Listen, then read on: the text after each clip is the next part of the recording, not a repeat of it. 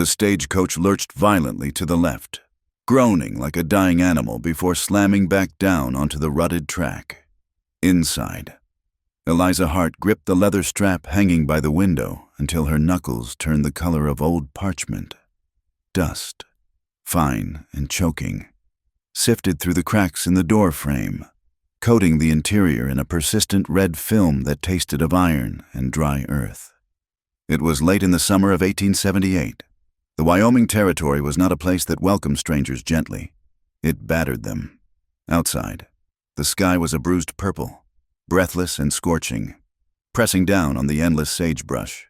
When the driver finally hauled on the reins and shouted the team to a halt, the silence that followed was heavy. The town of Iron Ridge sat clustered in a depression of the land, a collection of raw lumber buildings that looked as if they had been nailed together in a panic against the wind. Men in worn hats and coats stiff with grease leaned against the hitching rails, watching with predatory stillness. Stray dogs panted in the shade of the boardwalks, too exhausted to bark. Eliza stepped down. Her legs trembled, not just from the 3 weeks of brutal travel, but from a fear she had been swallowing since she left Philadelphia. She smoothed the front of her gray traveling dress. It was modest, high-collared, and durable, but the hem was thick with road dust, and the fabric under her arms was damp with sweat. In her hand, she clutched a small, battered carpet bag and a letter. Folded and refolded so many times the paper had begun to tear along the creases. The letter was from Mr. Arthur Thorne. "My dear Miss Hart," it began, in a script that was precise and cramped. "I am a man of means and reputation, looking for a wife of breeding who understands the value of a quiet, Christian home." He was a shopkeeper. She had never seen his face. He was her last hope.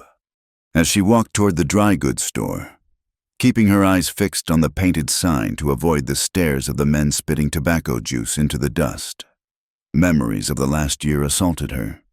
She remembered the sound of her father's weeping when the gambling debts were finally laid bare on the mahogany dining table. She remembered the cold stillness of the parlor when her fiancé, a man she had thought loved her, returned her ring without meeting her eyes. And most painful of all, the whispers. The day she had been seen walking in the park with Julian West, a man of questionable morals. They had only talked. She had not even taken his arm. But in the tight, suffocating circles of Philadelphia society, the debt and the broken engagement had turned a simple walk into a sordid tryst. Ruined. The matrons whispered behind their fans. Spoiled goods. Eliza pushed the door to the general store open, a bell jingling cheerfully above her head. A stark contrast to the churning nausea in her stomach. The interior smelled of coffee beans, sawdust, and cured leather. A man stood behind the counter, arranging tins of peaches with fussy precision. He was older than she expected, balding, with a soft, pale face that looked out of place in this harsh country. "Mr. Thorne," she said, her voice raspy from the dust. He turned. His eyes, watery and blue, swept over her. He took in the travel stains on her dress, the stray wisp of hair escaping her bonnet, and the desperate set of her shoulders. There was no warmth in his gaze, only a calculation. "Miss Hart," he said, "you are early." "I came as quickly as the stages would allow," she replied, stepping forward. "I trust you received my telegram from Cheyenne." Arthur Thorne wiped his hands on a pristine white apron. He did not come around the counter to greet her. Instead, he picked up a piece of paper from the counter. A letter, she realized, and held it up. "I received more than a telegram. Miss Hart, it seems news travels faster than coaches, even in these territories. A Mr. Wilkins arrived 2 days ago. He is from Philadelphia. He seems to know your family." Eliza felt the blood drain from her face. The room seemed to tilt.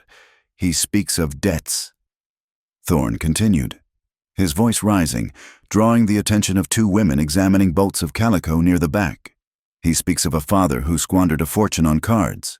And he speaks of a young woman who was found in compromising circumstances with a known scoundrel." "It is not true," Eliza whispered, though she knew the protest was useless. "The debts were my father's. The rest is gossip, vicious lies." Thorne slammed his hand down on the counter. The tins of peaches rattled. I run a respectable business. Miss Hart, I am a deacon in the church. I brought you here to be a helpmeet, a woman of virtue to raise my standing, not a scandal to drag it through the mud. The door behind Eliza opened, and more people drifted in, drawn by the raised voice. She could feel their eyes on her back, the burning curiosity of a town starved for entertainment. Our agreement was based on your character, Thorne announced, looking past her to the audience he was now performing for. A crowd of 3 or 4 men and the 2 women were watching avidly. Since that character has been proven false, the agreement is void. I will not marry you, Miss Hart. I will not have my name yoke-tied to a woman of loose morals. Eliza stood frozen. The humiliation was a physical blow, a sharp pain in her chest that made it hard to breathe. Please, she said, her voice trembling. I have nowhere else to go. I have spent the last of my money to get here.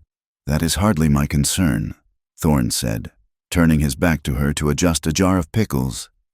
You should have thought of that before you allowed yourself to be ruined. She turned and fled.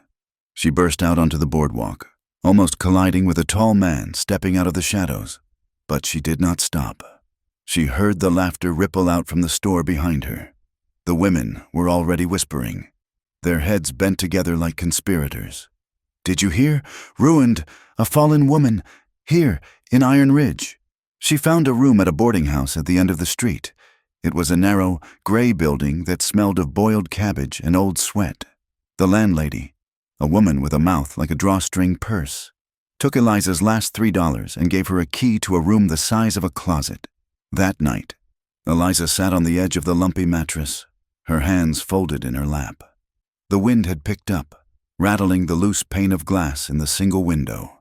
Below, down the street, the saloon piano began to play, a tinny, frantic tune that drifted through the thin walls. She could hear shouting, the crash of glass, and the high-pitched, artificial laughter of the women who worked there. She pulled her knees to her chest and pressed her face into her skirts, fighting the tears. If she cried, she would break, and if she broke, she would die here. The next morning, the sky was a hard, indifferent blue. Eliza washed her face in the basin, put on her cleanest dress, though it was frayed at the cuffs, and went out to find work. She went to the hotel first. The manager, a man with grease in his mustache, looked her up and down with a sneer. We do not hire women with your history, he said. The guests would talk.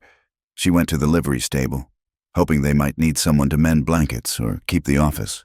The owner laughed in her face. She went to the small cafe near the depot. The woman behind the counter did not even let her speak. We are a Christian establishment, she said, wiping a rag across the wood. We do not want trouble. By noon, Eliza was exhausted. The heat was rising, shimmering off the hard-packed earth of the street. She stood in the shadow of the bank, trying to count the pennies remaining in her reticule. It was not enough for another week of rent. It was barely enough for a meal. Across the street, at the edge of town where the buildings gave way to open scrub, a wagon was parked. A man was loading sacks of flour and coils of wire into the bed. He was different from the men who loitered on the boardwalks. He moved with a deliberate, efficient economy, lifting heavy sacks as if they weighed nothing. He wore a canvas coat despite the heat, and a wide-brimmed hat shadowed his face. Eliza watched him, drawn by the solitude that seemed to hang around him like a cloak. A pair of women walked past Eliza, not acknowledging her, but speaking loud enough to be heard. That is Caleb Rourke, one whispered. Still coming into town, bold as you please. You would think the shame would keep him on that mountain, the other replied. After what happened to his family, they say he let them freeze. The first woman hissed. His own mother and brother. Saved himself and let them die in that blizzard. And then killing that boy in the saloon last year? It was self-defense. The sheriff said, self-defense. My foot. He is a violent man. A cursed man. Eliza looked back at the rancher. He had paused, his hand resting on the flank of one of his horses. He was tall, broad-shouldered, and when he turned his head slightly, she saw a jagged white scar running along his jawline, disappearing into his collar. He looked up, and for a second, His eyes met hers across the dusty street. They were dark, guarded, and utterly devoid of hope. Then he turned back to his work. Hunger drove Eliza back to the general store.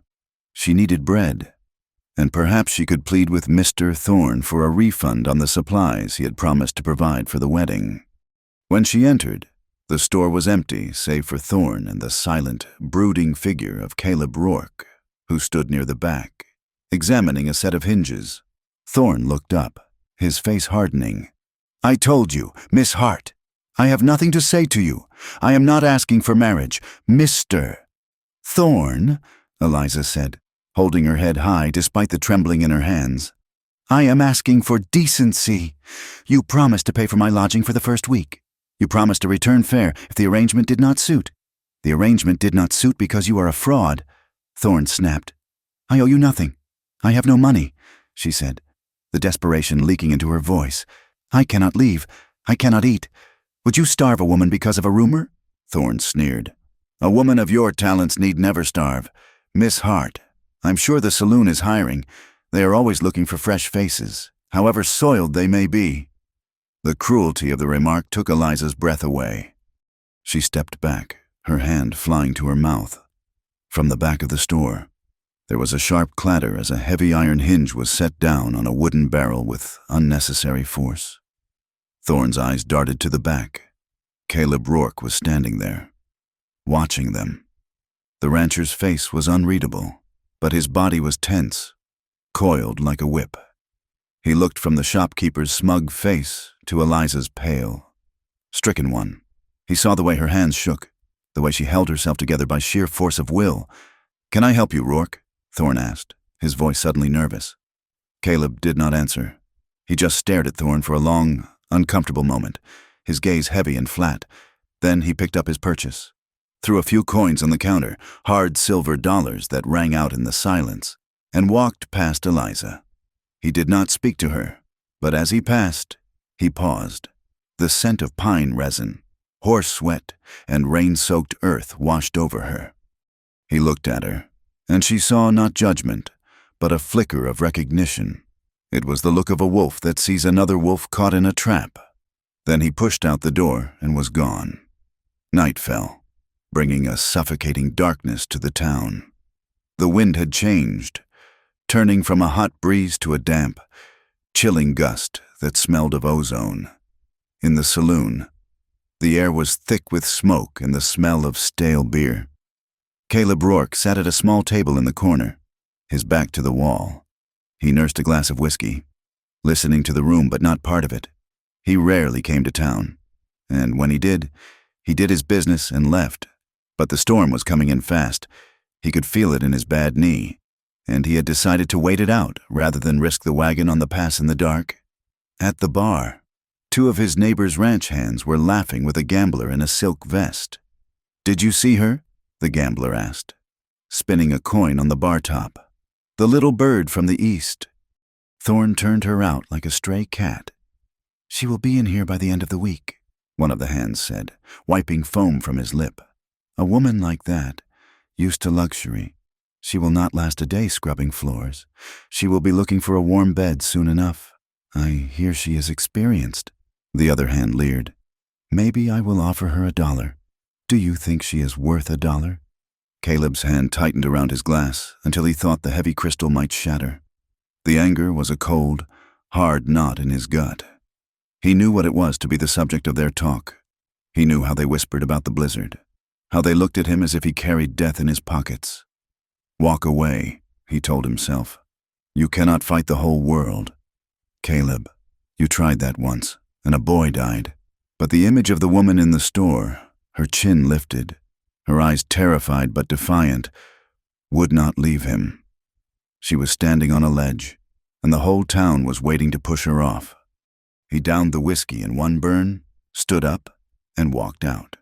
The silence that followed him was thick with hostility, but no one said a word to his face. Outside, the storm had broken. It was an early autumn fury, sudden and violent.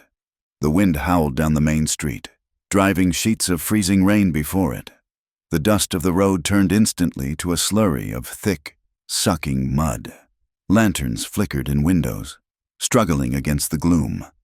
Eliza stood on the porch of the boarding house. The door was locked behind her. Mrs. Gable had met her at the entrance 10 minutes ago. "I cannot have you here," the landlady had said, her face pinched. "The other guests are complaining. They do not want a woman of your reputation under the same roof. It is not proper. But I have nowhere to go," Eliza had cried. "It is storming. Find a man to keep you. Then, Mrs. Gable had snapped, shoving Eliza's carpetbag into her chest. "That is what your kind does, isn't it? Now." Eliza stood shivering in the dark. The rain lashed at her, soaking her thin dress in seconds, plastering the fabric to her skin. The cold bit into her bones. Down the street, the lights of the saloon blurred through the downpour. It was warm in there. There was food, and there was the end of everything She stepped off the porch into the mud. The icy slime oozed over her boots. She began to walk, head bowed against the wind, not knowing where she was going, only that she had to keep moving. She did not hear the wagon until it was right beside her. The horses snorted, their breath steaming in the cold air. The wagon creaked to a halt. Eliza looked up, wiping rain from her eyes. Caleb Rourke sat on the bench seat, his hat pulled low, water streaming from the brim in a steady curtain. He held the reins in gloved hands. He looked down at her, a dark shape against the storm. "You are going to freeze to death," he said. His voice was deep, rough like gravel, and barely audible over the wind. "I have nowhere to go," Eliza shouted back, her teeth chattering. "Get in! I have no money to pay you! I did not ask for money! Get in!" Eliza hesitated. She looked at the dark, empty street, then at the man. He was the one the town feared, the killer, the man who let his family die. But as she looked at him, she saw he had spread a heavy oilskin tarp over the seat next to him, keeping it dry. She handed him her bag, which he took easily. And then she climbed up. He reached out a hand to steady her, a quick, strong grip on her elbow, and pulled her onto the seat. He threw a heavy wool blanket over her shoulders. It smelled of horses and tobacco, but it was warm. "Where are you taking me?" she asked, huddled under the wool. "There is nowhere in this town that will take you tonight," Caleb said, clicking his tongue to the horses. The wagon lurched forward, fighting the mud. "I am heading out to my place." "It is 10 miles. Eliza stared at him. "You cannot take me to your ranch. It would not be proper." Caleb let out a short, sharp sound that might have been a laugh. "Look at you, Miss Hart.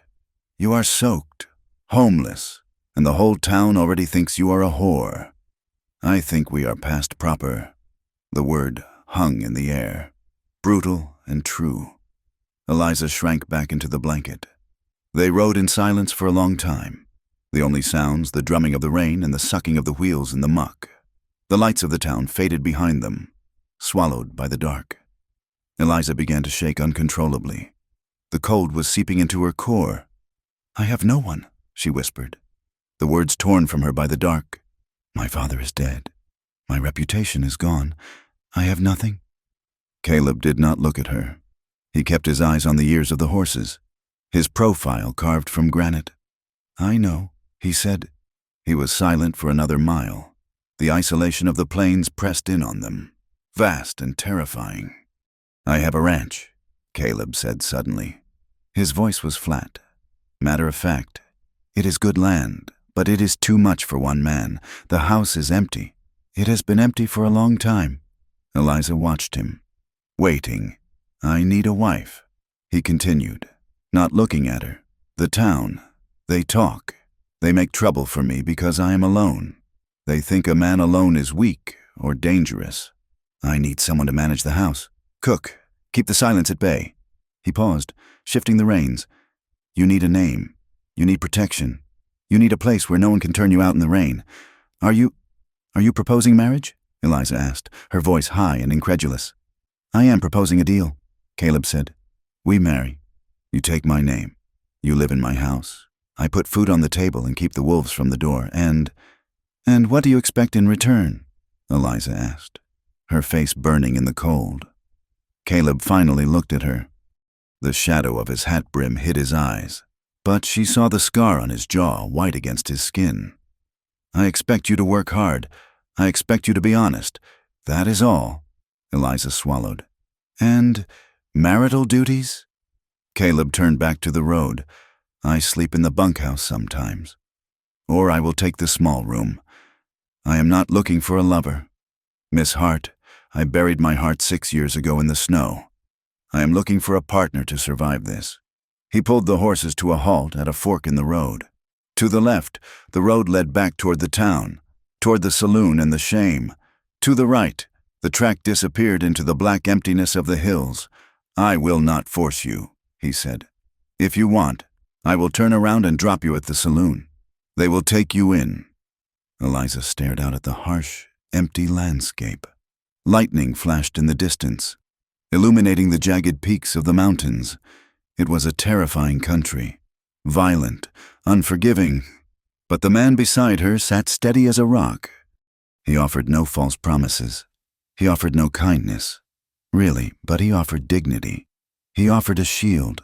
She looked at her hands, red and raw from the cold. She thought of Arthur Thorne's sneer. She thought of the matron's pinched face. She looked at Caleb Rourke. "I do not even know you," she whispered. "You know enough," Caleb said, "and I know enough." Eliza closed her eyes. She took a breath, tasting the rain in the sage. "Don't take me back," she said softly. Caleb nodded once. He slapped the reins against the horse's rumps. "Yeah." The wagon surged forward, turning right, climbing away from the town and into the dark, wild heart of the territory. The morning broke with a clarity that stung the eyes. After the violence of the storm, the sky had scrubbed itself clean, revealing a hard, relentless blue that stretched from the muddy streets of Iron Ridge to the distant, saw-toothed peaks of the granite mountains. The air was thin and frigid, smelling of wet sage and coal smoke. Eliza Hart had not slept. The bed at the boarding house had felt like a slab of stone, and her mind had churned with the terrifying promise she had made in the dark. As the sun crested the horizon, turning the puddles in the street to sheets of copper, she dressed in her travel-stained gray wool and walked to the livery stable. She found Caleb Rourke inside, checking the hooves of a massive bay gelding. The smell of the stable was rich and warm, a mix of manure, sweet hay, and leather. Caleb looked up as she entered. In the daylight, he was even more imposing than he had been in the shadows of the wagon. He was a man built of sharp angles and heavy muscle, his face weathered by wind and sun into a permanent expression of endurance. Eliza stopped a few feet from him. Her heart hammered against her ribs like a trapped bird, but she forced her hands to hang steady at her sides. "I have thought about your offer, Mr. Rourke," she said. Her voice was thin in the cavernous space, but clear. Caleb set the horse's hoof down and straightened up. He wiped his hands on a rag, watching her, and, "I will marry you," she said. He nodded once, slowly. "Good. We can go to the preacher now." "Wait," Eliza said, stepping forward. "I have conditions." Caleb paused, his dark eyes narrowing slightly. He did not speak, but he waited. "I know what they say about you," Eliza said, the words rushing out before she could lose her nerve. "I know about the gunfight. I know you are a hard man, but I will not be a punching bag for your anger, nor a target for your scorn." She took a breath, lifting her chin. "You must promise me, Caleb Rourke, that you will never raise a hand to me in anger. And you must promise that you will never treat me as if you believe the lies they tell about my virtue. If I am to be your wife, I will be treated with respect, or I will walk out into the snow and die before I stay under your roof." Caleb looked at her for a long, silent moment. The silence stretched until the stamping of a horse in a nearby stall sounded like a gunshot. Then, the hardness around his eyes softened. "Just a fraction. I am not a beater of women, Eliza," he said quietly, "and I do not care for rumors. You have my word. I will never strike you, and as long as you are true to me, I will honor you." It was enough. It had to be enough. They were married 2 hours later in the small, drafty church at the end of Main Street. It was a bleak affair. The Reverend Thomas, a man with a sour disposition and a Bible that looked used more for thumping than reading, performed the ceremony with hurried indifference. His wife stood in the back, her arms crossed over her chest, watching Eliza with the sharp, predatory gaze of a hawk spotting a field mouse. 2 men from the mercantile served as witnesses. They stood stiffly, smelling of tobacco and judgment, exchanging glances that Eliza pretended not to see. "Do you, Caleb John Rourke, take this woman?" The preacher droned. Eliza felt the weight of the stairs boring into her back. She could hear the faint, cruel titter of the preacher's wife whispering something to one of the witnesses. "Trapped him," she imagined them saying. The spoiled goods found a desperate buyer. When Caleb took her hand to place the plain gold band on her finger, she flinched. His hand was enormous, swallowing hers completely. The skin was rough, calloused like old wood, and scarred across the knuckles. But his grip was not crushing. It was steady, careful, as if he knew she was made of something that might break. "I do," he said. His voice was a deep rumble that seemed to vibrate in the floorboards. "I do," Eliza whispered. When they walked out of the church, they were husband and wife. The sun was high now, glaring down on the mud. Caleb wasted no time. He had a wagon loaded with supplies, flour, coffee, nails, seed, and 2 saddle horses tied to the back. "You can ride?" he asked, looking at her skirts. I have ridden in the park," Eliza said. "Side saddle." Caleb grunted. "It is a long way. The wagon is rough. You might do better on the mare." "She is gentle." He cinched a side saddle onto a roan mare that looked half asleep. Eliza mounted with as much dignity as she could muster, settling her skirts. She refused to look at the townspeople watching from the boardwalks. She kept her eyes on the horizon, where the mountains rose like a wall between her past and her future. They rode out in silence. The town fell away, replaced by the vast, terrifying emptiness of the territory. The land was a rolling ocean of yellow grass and sage, broken only by rocky outcrops and the occasional twist of a scrub oak. The wind was relentless, cutting through her thin shawl, chilling the sweat on her neck. For the first hour, Eliza held herself rigid. She wanted to show this man, this stranger who was now her husband, that she was not weak. But the park horses of Philadelphia were nothing like this. The terrain was uneven, littered with stones and gopher holes. The mare plodded along, but the gait was choppy. By the second hour, Eliza's legs were cramping. The awkward angle of the side saddle twisted her spine. Every step of the horse sent a jolt of pain through her hip. She bit her lip until it tasted of copper, determined not to complain. Caleb rode ahead in the wagon, his back to her, a solitary figure against the immense sky. The trouble happened near a washout, a deep gash in the earth carved by the recent storm. The water was receding, but the mud was slick and treacherous. As the wagon rattled through the ford, a tumbleweed, dislodged by the wind, rolled erratically across the path. The roan mare, tired and grumpy, shied violently. She twisted to the left, her hooves scrabbling on the loose shale. Eliza gasped, losing her seat. The saddle offered no purchase.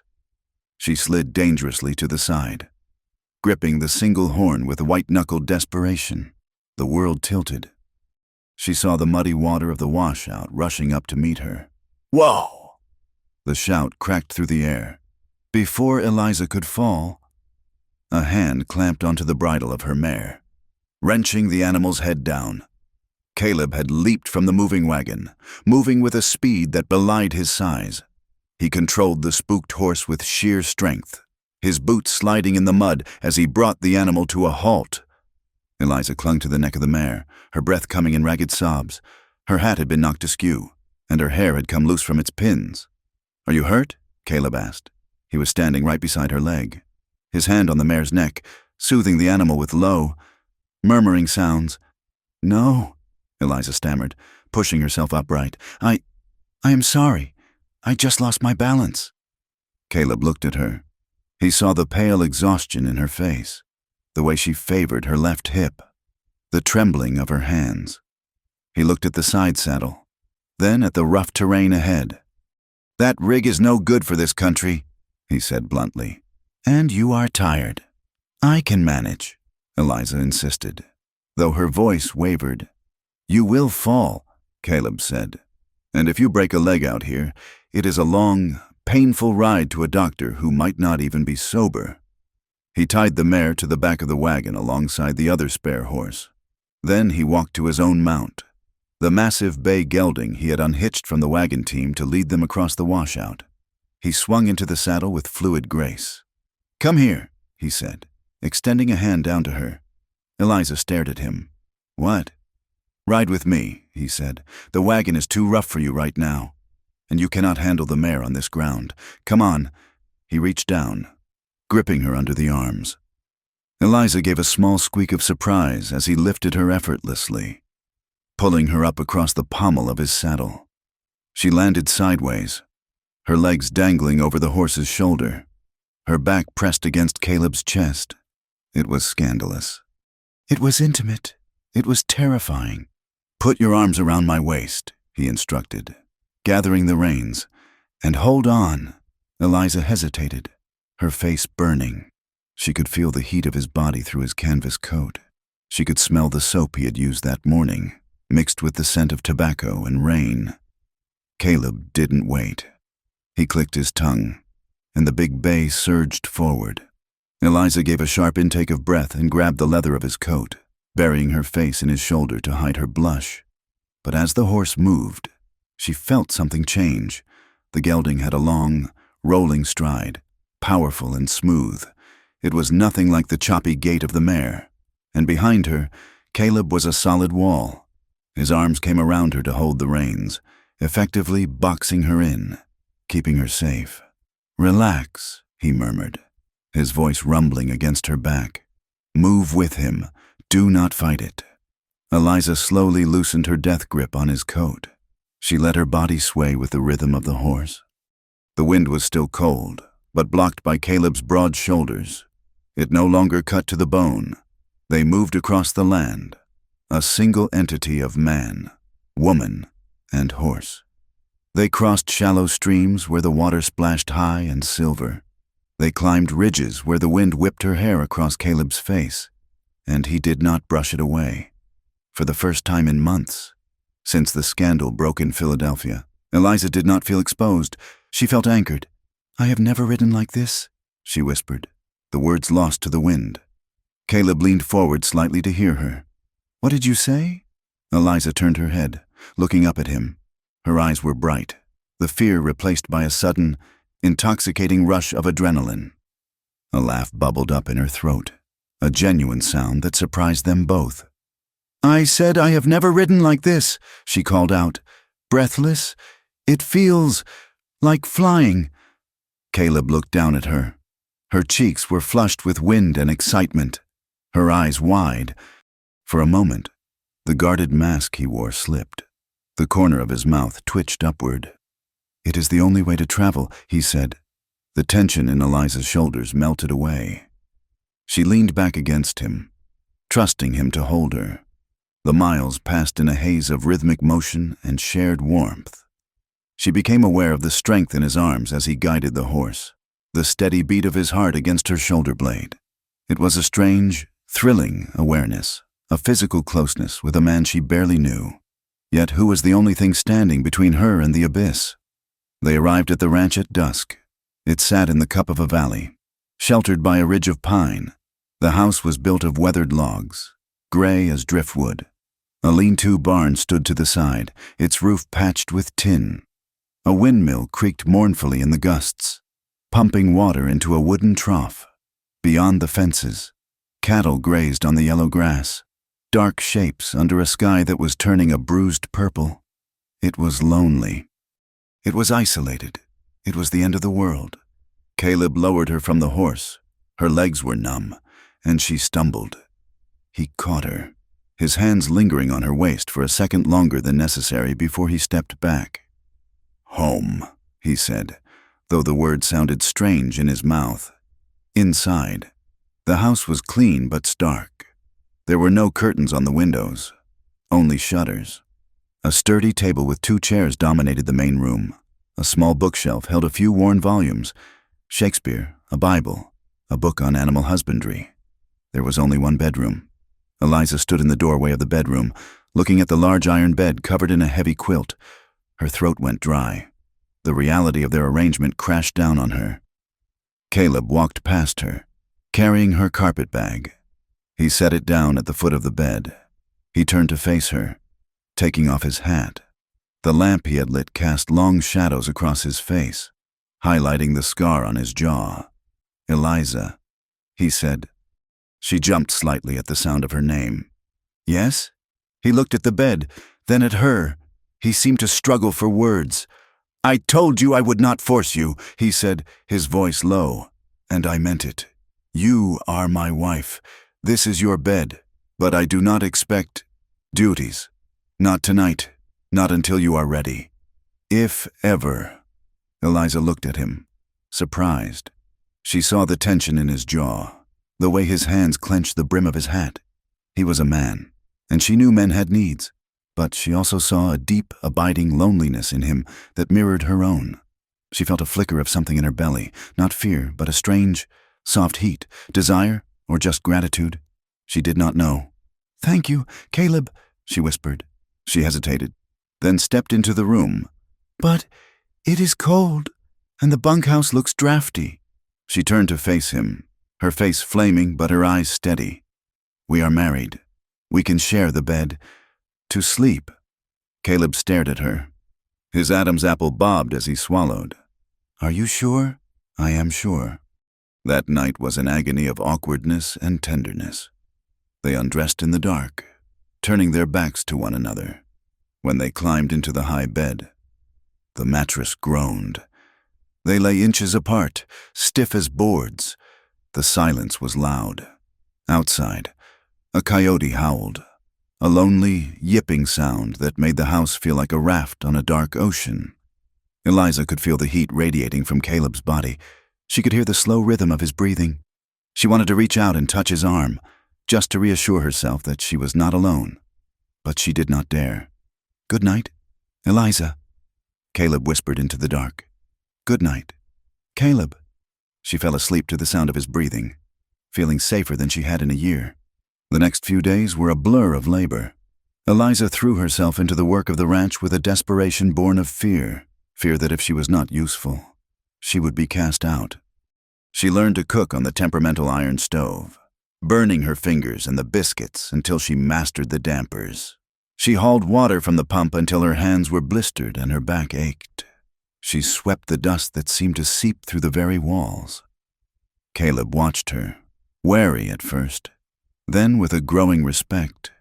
He did not hover, but he was always there when the work was too heavy. He taught her how to move among the animals.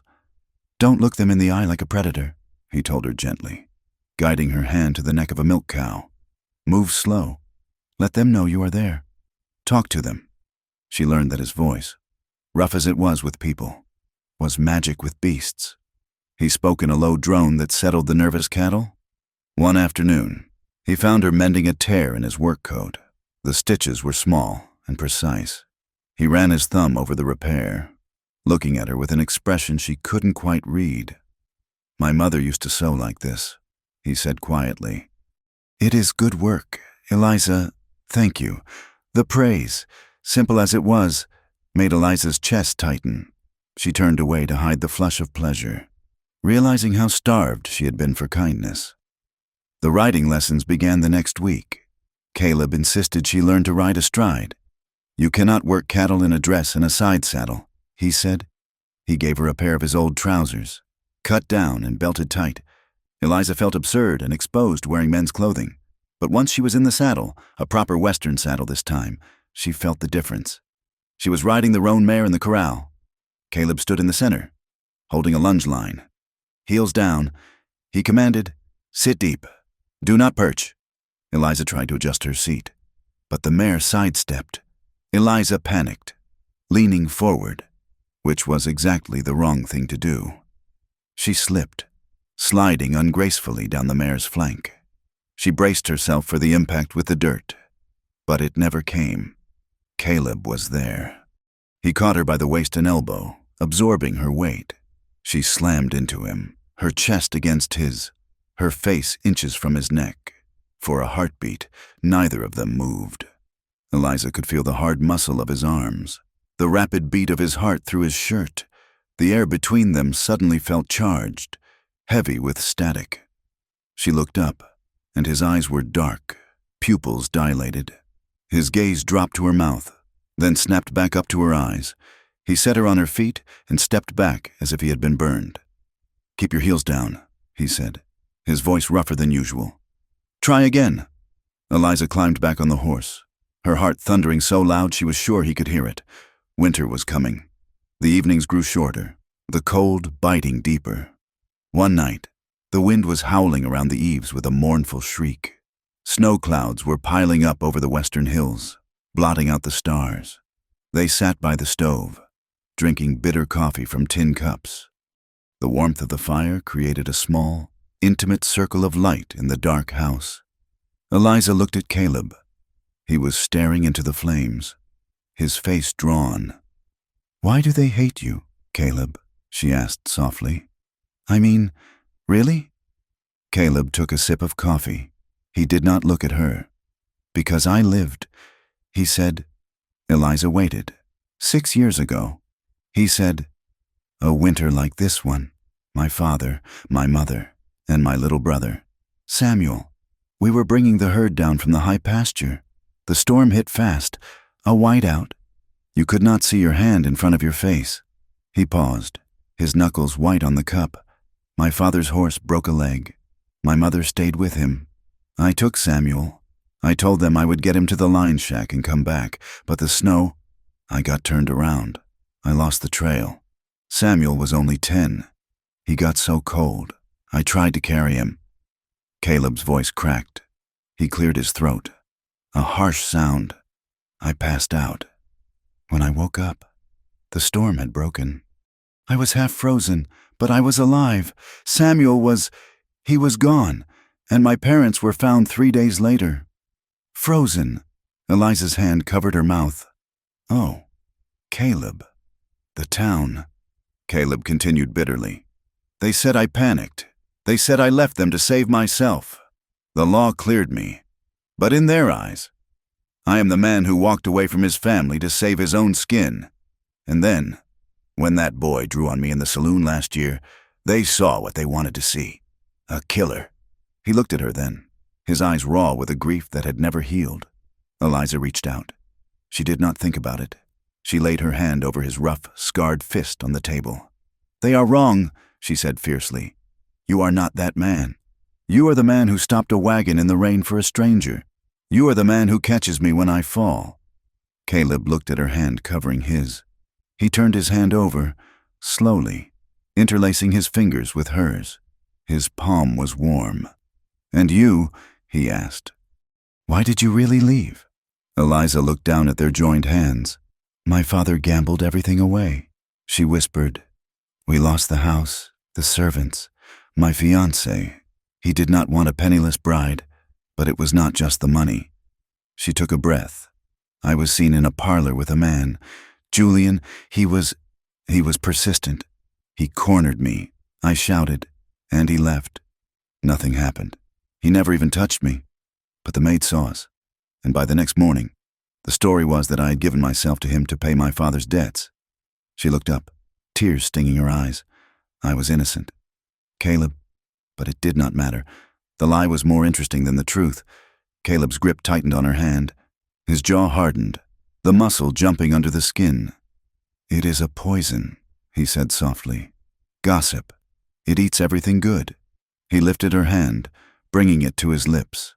He pressed a kiss to her knuckles, rough, hesitant, and incredibly gentle. "I believe you. Eliza," he said. The touch sent a shockwave through her. It was not the touch of a husband claiming a right.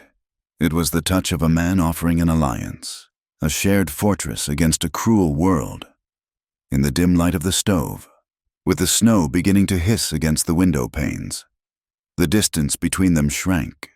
They were two outcasts, battered by lies and loss. finding that their jagged edges fit together. Eliza did not pull her hand away. She let it stay in his, an anchor in the storm. "We will survive this?" she whispered. Caleb looked at her, and for the first time, the darkness in his eyes seemed to recede, replaced by a flicker of something dangerous and beautiful. Hope. "Yes," he said. "We will." Winter tightened its grip on the high plains of the Wyoming Territory with the slow, crushing pressure of a vice. The transition was not gentle. It was a siege. The mornings dawned with a silence so profound it felt heavy. The windows of the ranch house thick with fern-like patterns of frost that obscured the outside world. Inside, the air was bitter and sharp until Eliza coaxed the iron stove into a roar, her breath hanging in white clouds before her face as she shivered in her nightdress. Feeding kindling to the flames, life had shrunk to the radius of the hearth's warmth. Yet the work of the ranch demanded they step out into the teeth of the wind. It was on one of these brittle, freezing Tuesdays that Eliza finally abandoned the last pretense of Eastern propriety. The side saddle was a danger on the slick, frozen ground, and her heavy skirts were nothing but a trap waiting to snag on a fence post or freeze stiff in the drifts. Caleb had laid the trousers on the bed without a word. They were an old pair of his, wool worn soft at the knees, smelling of cedar and sage. He had left a belt with them, punched with new holes to accommodate her slender waist. Eliza stared at them for a long time. In Philadelphia, a woman wearing such garments would have been committed to an asylum or arrested for indecency. But Philadelphia was 1,000 miles and a lifetime away. Here, the wind did not care about her virtue, only her warmth. She put them on. They were warm, scratching slightly against her skin, but the freedom of movement was a shock. She pulled on her boots, wrapped a heavy coat over her flannel shirt, and walked out to the barn, keeping her head down, feeling a burning flush of mortification on her cheeks. Caleb was saddling the horses. He looked up as she entered, his eyes sweeping over her strange silhouette. For a second, she braced herself for a comment, a joke, something to mark the absurdity of her appearance. Instead, he simply nodded. "Your stirrups are shortened," he said, his voice rough with the morning cold. "We will check the south fence." They rode out, the snow crunching loudly under the hooves. Eliza sat deep in the western saddle, her legs gripping the barrel of the roan mare. It was a revelation. With a leg on either side of the horse, she felt centered, secure, and powerful. She was no longer a passenger perched precariously on a shelf. She was a rider. They reached the back pasture, a wide expanse of white broken by the dark skeletons of scrub oak. The wind had died down, leaving the air crisp and still. "Let her run," Caleb called out from his big bay gelding. Eliza hesitated, then squeezed her calves against the mare's sides. The horse, eager for warmth, surged forward. The gallop was not the terrifying, unbalanced lurch she remembered from the side saddle. It was a rhythmic, thundering flight. Eliza felt the power of the animal beneath her, the cold air rushing into her lungs, stinging and exhilarating. She leaned forward, urging the mare faster, the old trousers protecting her legs from the chafing leather. For the first time in 2 years, the heavy cloak of shame and scandal lifted. She was just a body in motion, a spirit flying over the frozen earth. A laugh bubbled up from her chest, a sound of pure, unadulterated joy that rang out across the valley. Caleb pulled his gelding up on a rise, watching her. He saw the way she handled the horse, her body moving in perfect sync with the animal, her hair escaping her hat to stream behind her like a banner. He heard her laugh, bright and defiant against the silence of the winter landscape, a warmth that had nothing to do with the sun curled in his chest. It was a dangerous feeling, a softening of the hard shell he had built around his heart since the blizzard had taken his kin. He watched her turn the mare and lope back toward him, her face flushed with cold and happiness, and he had to look away toward the mountains to hide the hunger in his eyes. But the isolation of the ranch could not protect them forever. In Iron Ridge, the stories were mutating, growing teeth and claws in the board, overheated parlors and saloons. The sight of Caleb Rourke's wife riding astride, wearing men's breeches, had been noted by a passing peddler, and the news had traveled faster than a telegraph. She rides like a man. The whispers went unnatural. But then, what do you expect from a woman who was ruined before she ever arrived? The older ranch wives, women who had survived the frontier by clinging rigidly to the very rules the land tried to break, shook their heads with grim satisfaction. He does not care what she is, they murmured over tea. He takes what he can get. It is a house of sin out there in the valley. The men in the saloon were less poetic. They snickered into their beer, making crude jokes about who wore the pants in the Rourke household, feeding the narrative that Eliza was wild, broken, and available. The poison of the town eventually came to their door. It arrived in a shiny black buggy that looked ridiculous navigating the rutted track to the ranch. Two men stepped out. One was Silas Finch, the local banker, a man with a smile that showed too many teeth and eyes that calculated the cost of everything they touched. The other was a stranger, Mr. Sterling, a representative from the railroad, dressed in a suit that cost more than Caleb's entire herd. Caleb met them on the porch. He did not invite them in. Eliza stood by the window, hidden by the shadow of the interior, listening. Mr. Rourke, Silas Finch began, rubbing his gloved hands together. Cold winter we are having. Brutal. State your business. Silas, Caleb said, his thumbs hooked in his belt. Mr. Sterling stepped forward. He smelled of bay rum and city coal. We are here to make you a generous offer. Mr. Rourke, the railroad is looking to expand its depot facilities. We require land for a water station and holding pens. Your south pasture, specifically the section bordering the creek, is ideal. Caleb's expression did not change. That section controls the water for my entire lower range. If I sell it, I cut my own throat. Sterling smiled. A thin, patronizing expression. We are prepared to offer you $300. It is a fair price for grazing land. It is worth 3 times that, Caleb said flatly. And without the water, the rest of the ranch is worthless. The answer is no. Finch cleared his throat. Stepping closer, Caleb, be reasonable. The railroad is progress. You cannot stand in the way of progress. Besides, we would hate to see things get difficult for you. Difficult? Caleb asked, his voice dropping an octave.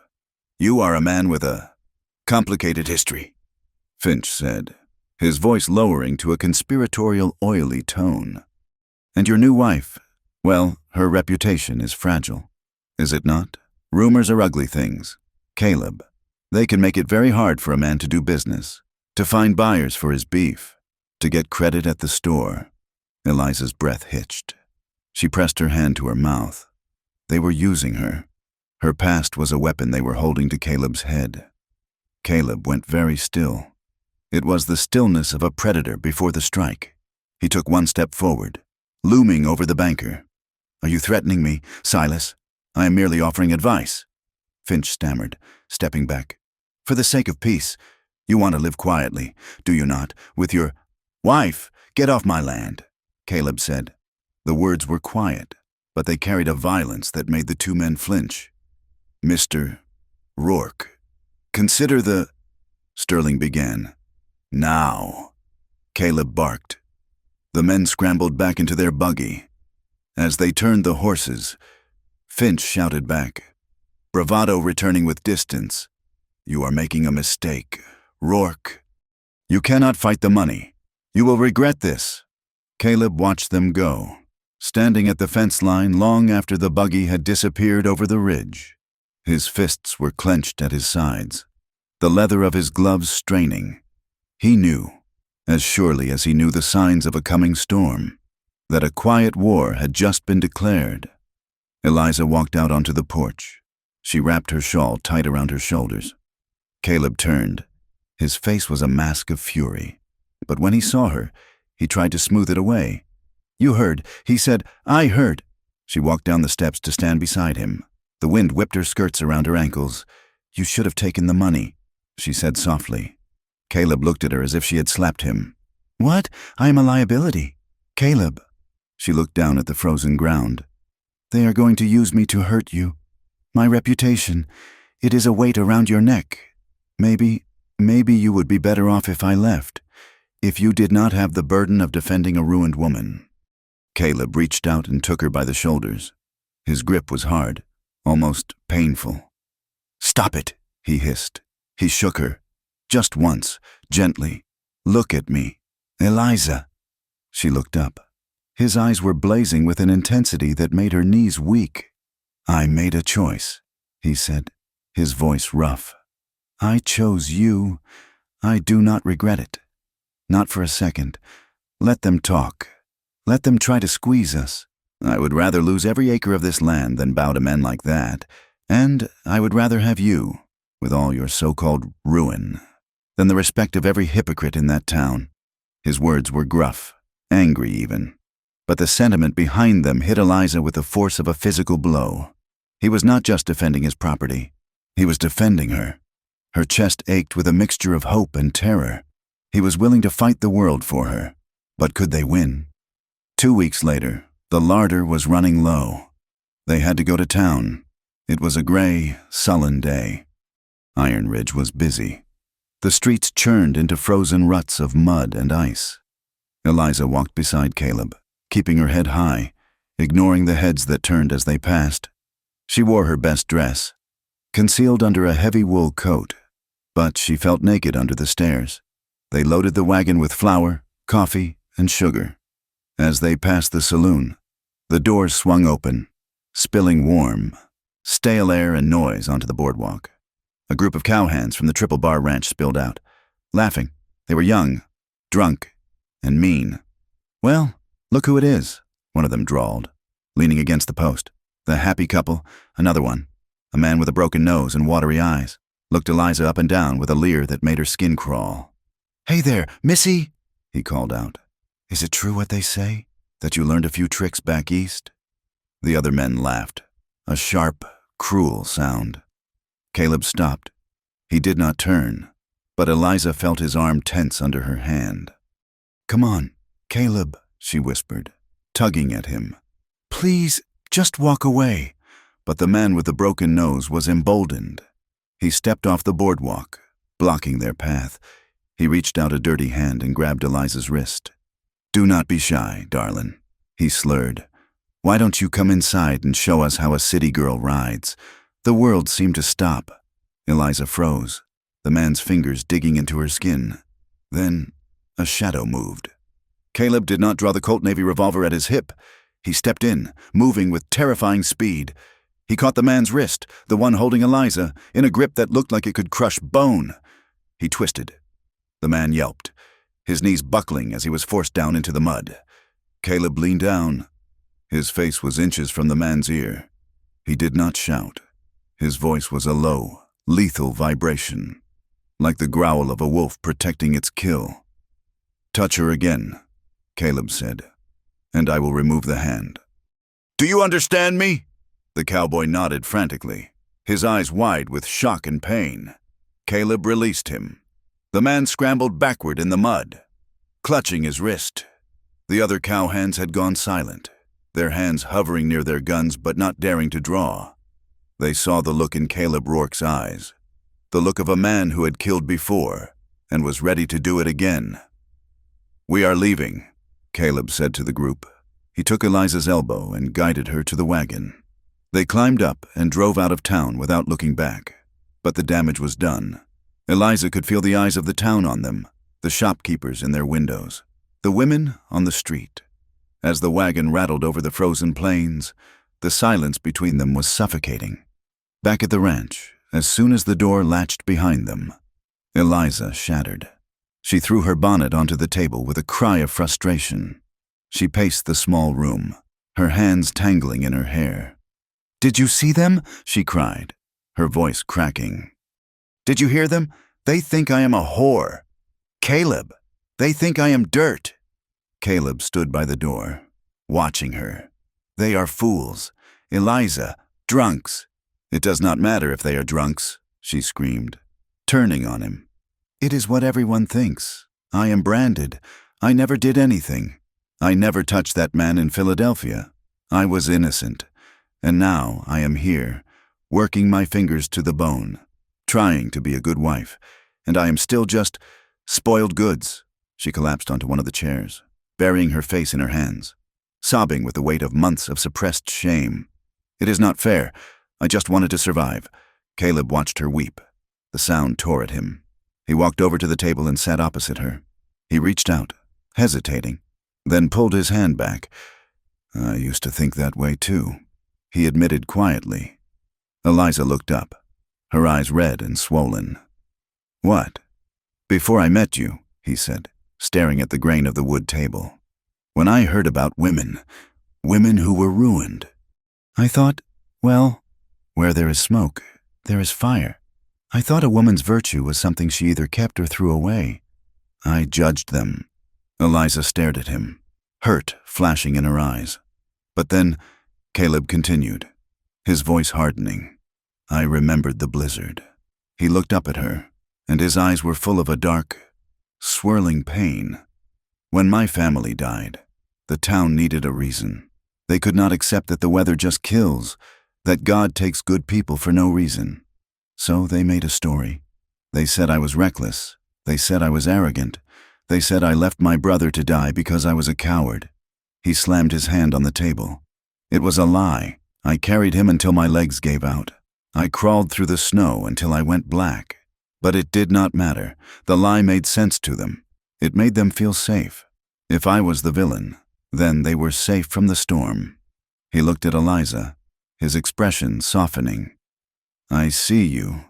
Eliza, I see how easy it is to destroy a person with words.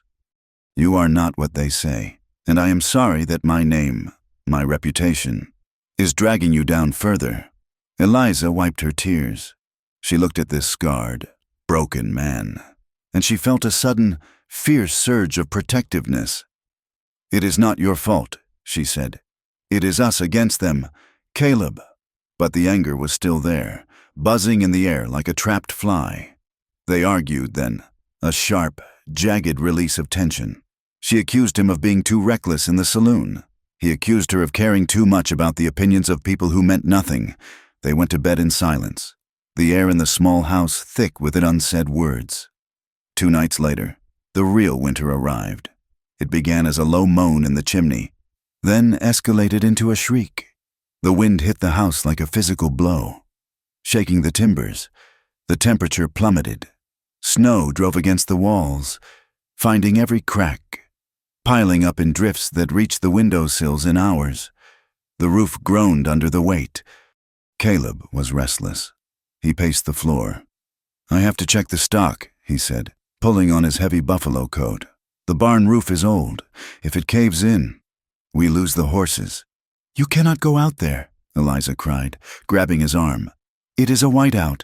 Caleb, you will get lost. I have a rope, he said, tying a heavy lariat around his waist.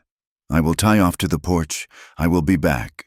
He opened the door, and the storm swallowed him instantly. Eliza stood by the door, watching the rope play out. The cold that rushed in was terrifying. She slammed the door and waited. 5 minutes, 10, 20. She paced. She prayed. She imagined him out there, wandering in the white void, just like he had 6 years ago. Not again, she whispered. Please, God, not again. She went to the window, scraping away the frost. She could see nothing but swirling white. The rope tied to the porch post was pulled taut, vibrating in the wind. Then, the door burst open. Caleb stumbled in, accompanied by a swirl of snow. He fell to his knees, gasping. He was covered in white, his eyebrows and beard crusted with ice. His skin was a frightening shade of gray. Caleb! Eliza was there in an instant. She kicked the door shut and latched it against the wind. She fell to her knees beside him. He was shaking violently, his teeth chattering so hard he couldn't speak. He had been out too long. The cold had seeped into his core. We have to get you warm, Eliza said, her voice trembling but efficient. She dragged him toward the fire. His fingers were too stiff to work the buttons of his coat. Here, let me, she said. She peeled the frozen coat off him. It clattered to the floor like a board. She pulled off his boots, his sodden wool socks. His feet were white and cold as marble. She worked frantically. stripping him of his freezing clothes until he was in his long johns. She chafed his hands, his arms, trying to bring the blood back. Her hands moved over his skin, his broad shoulders, the scars on his chest, the icy expanse of his back. It was not the touch of a nurse anymore. It was desperate. It was possessive. Caleb stopped shaking enough to look at her. He sat on the rug before the stove, and she was kneeling between his legs, her hands on his chest. The firelight flickered over them, casting dancing shadows on the walls. Outside, the storm howled like a banshee, screaming of death and isolation. But inside, there was heat. Eliza looked at him. His dark eyes were wide, pupils blown. Watching her face, she saw the fear he had hidden, the fear of dying alone, the fear of losing her, and she saw the desire he had kept leashed for months. He was alive. They were alive, and the death outside made the life inside burn brighter. "Caleb," she whispered. She leaned forward. Her hands slid up his neck, threading into his damp hair. She kissed him. It was hesitant at first, a question, a trembling brush of lips. Caleb went still. Then, a low groan ripped from his throat. He reached out, his big hands cupping her face, and he kissed her back. It was not a gentle kiss.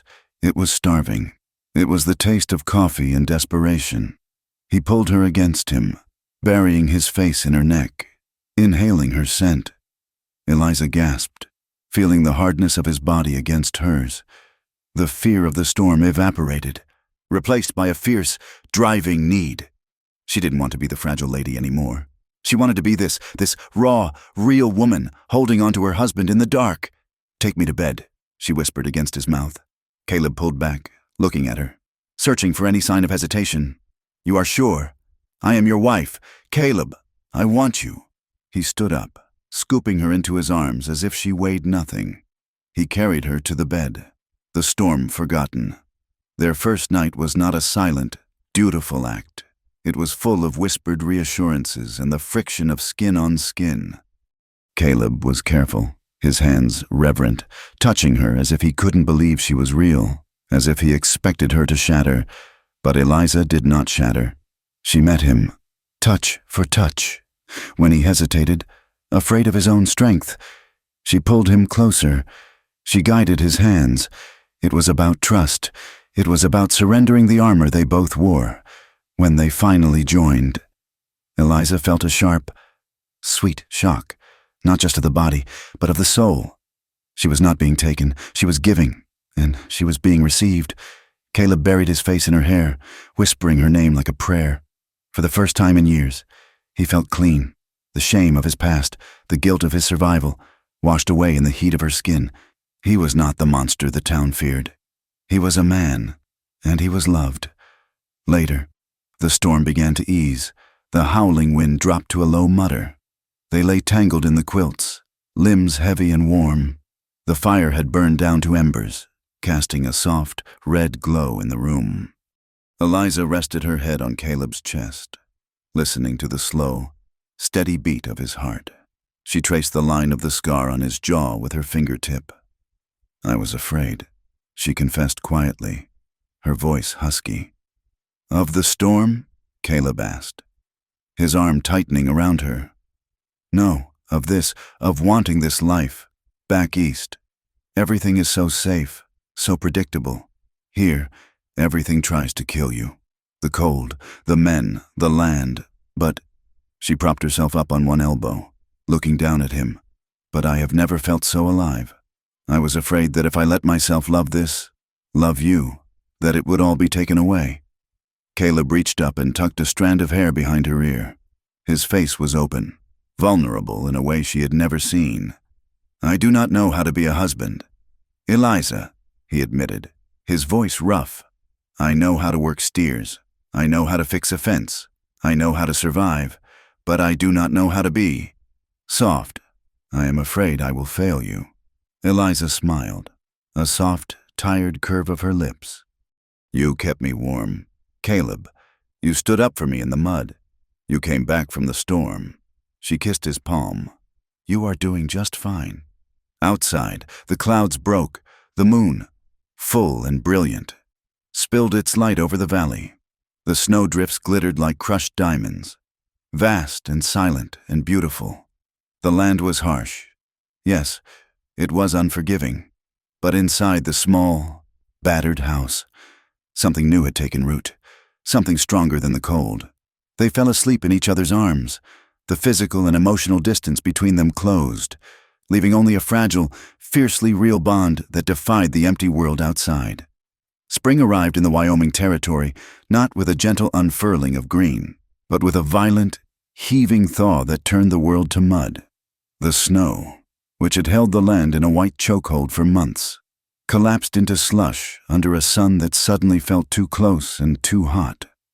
The coulees ran bank full with brown, churning water, and the roads became sucking quagmires that could pull a boot right off a man's foot.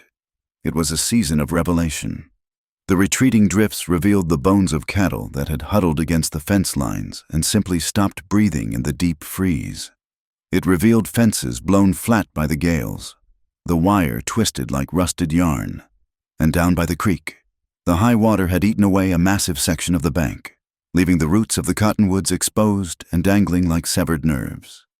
Eliza Rourke stood in the mud, her boots heavy with clay, gripping the handle of a wire stretcher.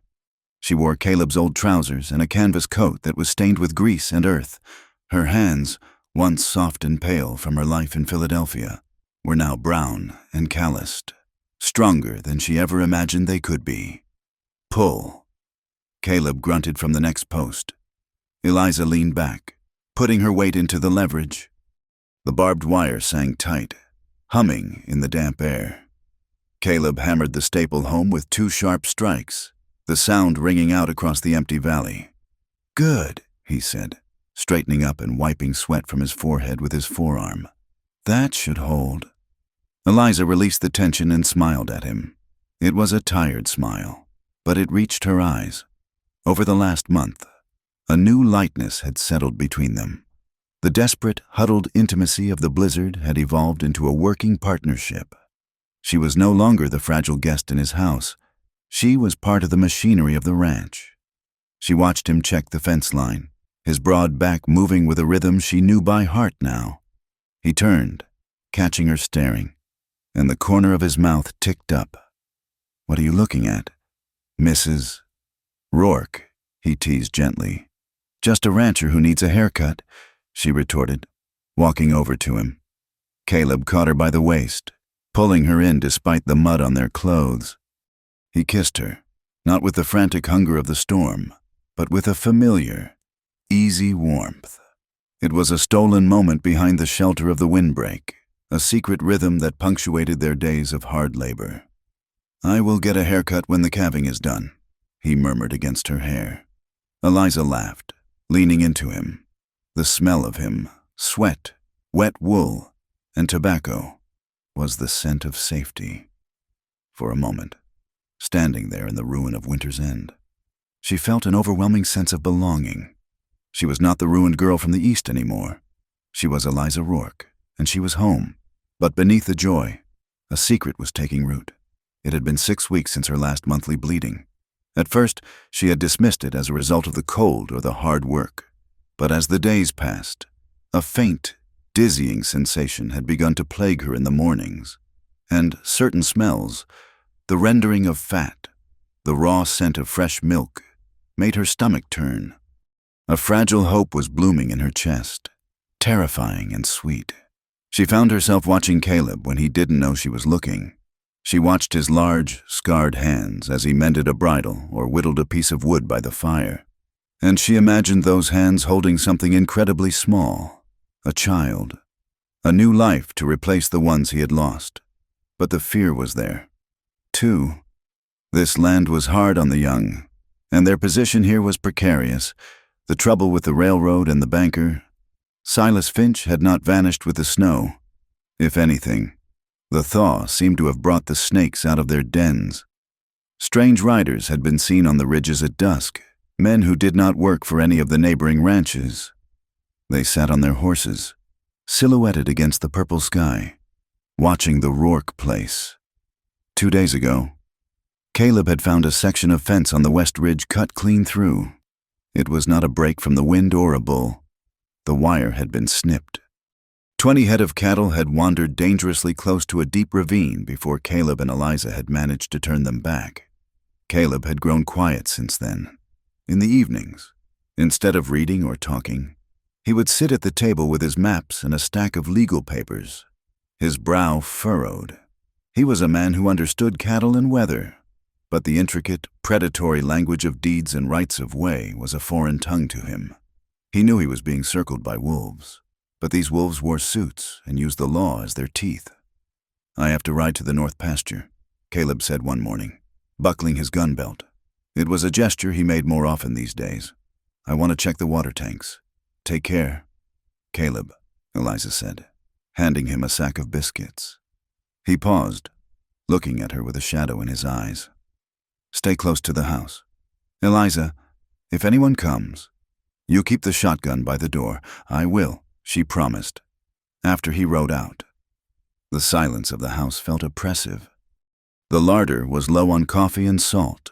Eliza knew she should wait, but the need to be useful, to contribute something other than worry, drove her to action. She hitched the roan mare to the small buggy Caleb had fixed up for her and set out for Iron Ridge.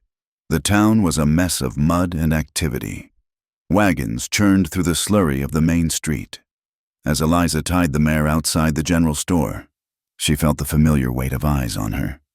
She walked into the store, the bell jingling cheerfully. The shopkeeper's wife, Mrs. Thorne, was behind the counter measuring fabric for a customer. When she saw Eliza, her face went rigid. She dropped the fabric and moved to the far end of the counter, pointedly turning her back. Eliza swallowed the lump of humiliation in her throat and began to gather her supplies.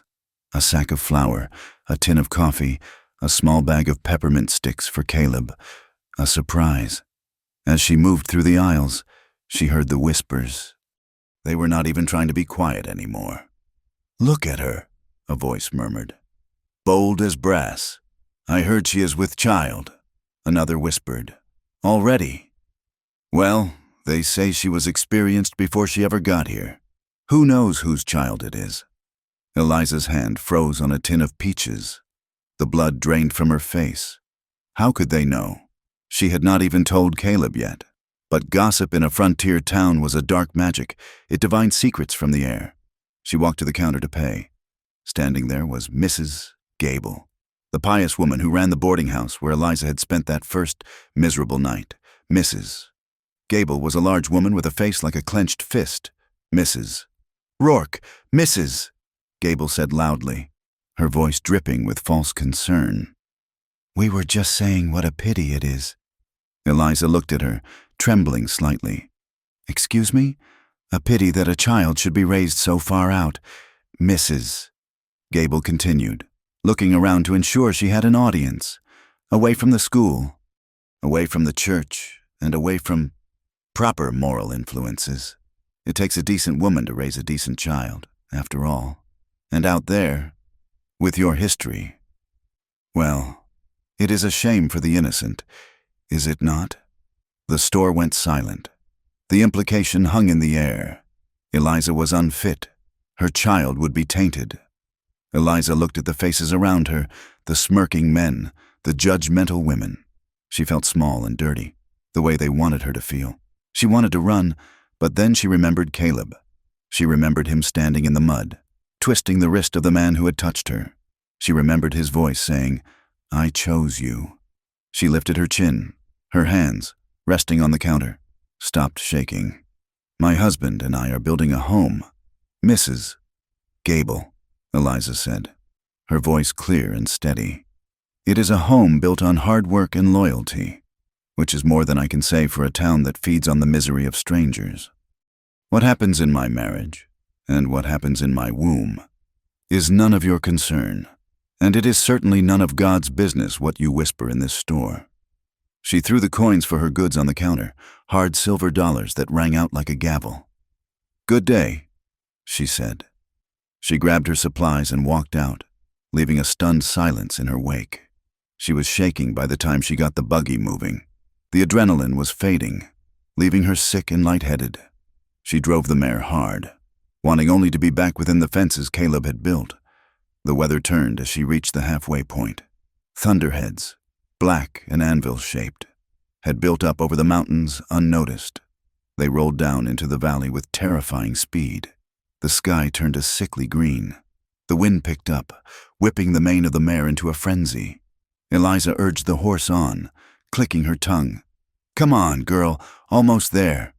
A crack of thunder shook the ground, vibrating through the seat of the buggy. Then, a bolt of lightning, jagged and blindingly white, struck a solitary cottonwood tree 100 yards to her left. The sound was deafening, an explosion of light and noise. The mare screamed. She reared up in the traces, twisting violently. Eliza fought the reins, but the buggy lurched into a deep rut. The wheel caught. The buggy tipped. Eliza was thrown. She hit the muddy ground hard, rolling through the wet sagebrush. The breath was knocked out of her. She lay there for a moment, stunned, looking up at the rain that had begun to fall in driving sheets. Mud was in her mouth, her eyes. She scrambled up, ignoring the sharp pain in her shoulder. The mare had broken free of the traces and was bolting toward the horizon. The buggy lay on its side, a broken wheel spinning lazily. "I have to get home," she gasped. She began to walk. It was 3 miles. The rain soaked her instantly, chilling her to the bone. Every step was a battle against the mud that tried to drag her down. She wrapped her arms around her stomach, whispering a frantic prayer. "Please, let the baby be safe, please." When the ranch house finally came into view through the gray curtain of rain, Eliza stopped. The barn door was swinging open in the wind, and, coming from the hayloft, there was a thin, dark trail of smoke. Fire. She ran until her lungs burned, slipping and sliding in the yard. "Caleb!" she screamed. As she reached the barn, she saw him. Caleb was up in the loft, beating at a pile of smoldering hay with a wet saddle blanket. The roof above him was leaking, water dripping onto the blackened patch. He shoved the burning hay out the loft door, sending it tumbling into the mud below, where it hissed and died. He looked down and saw her standing in the rain, covered in mud, holding her arm. "Eliza!" He scrambled down the ladder and ran to her.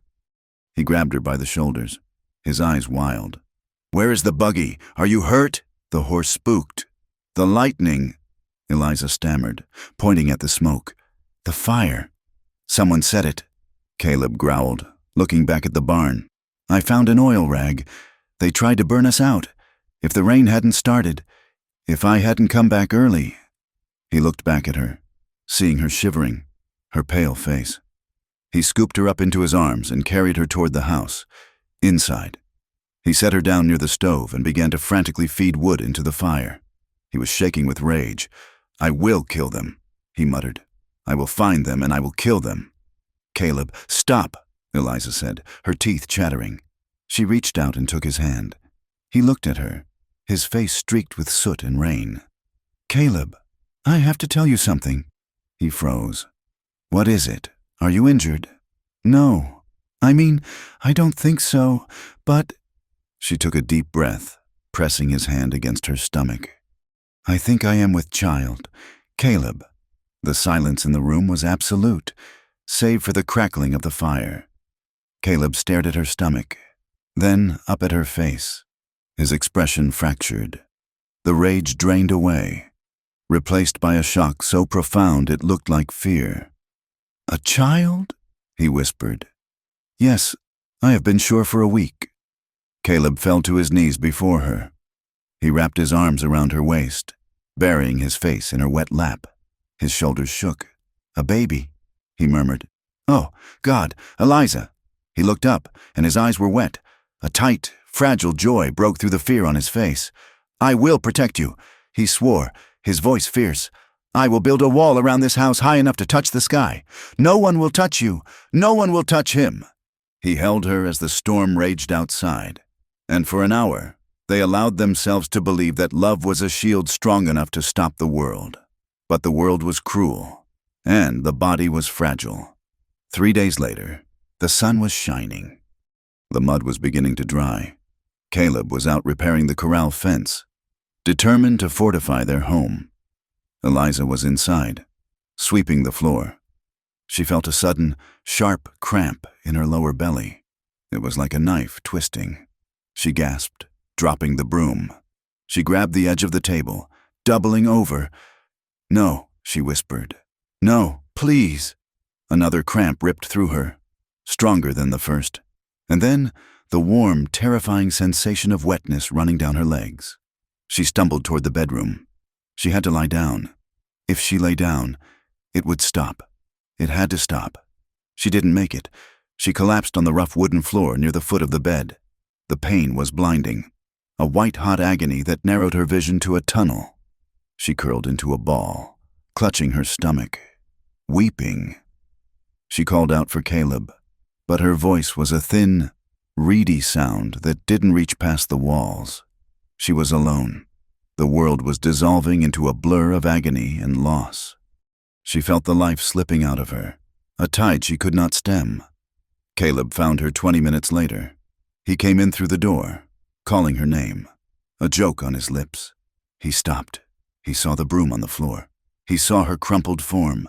He saw the dark stain spreading on her gray skirts. "No!"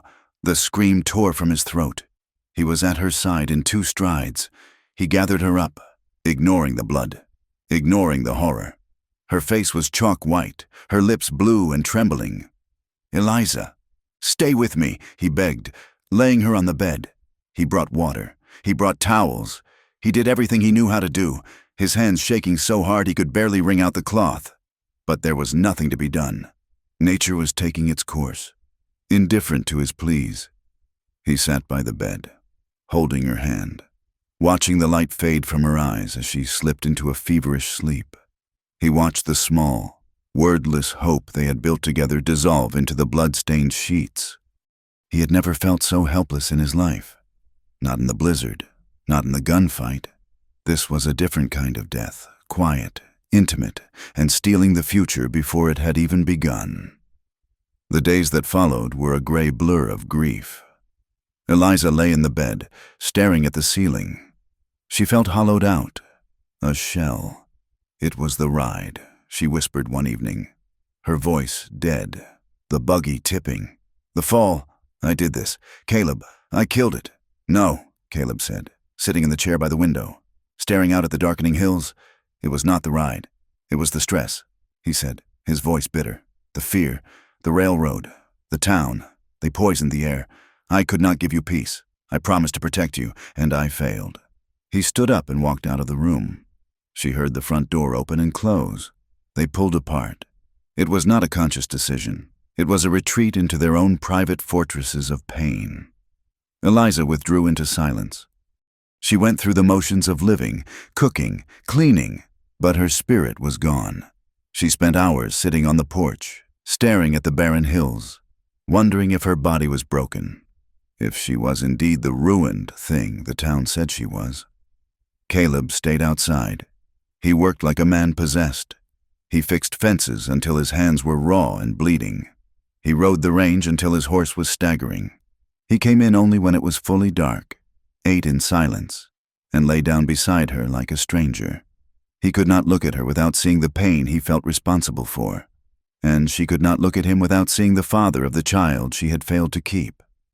One evening, a week after the loss, Eliza was walking near the edge of the property line, down by the creek where the bank had eroded.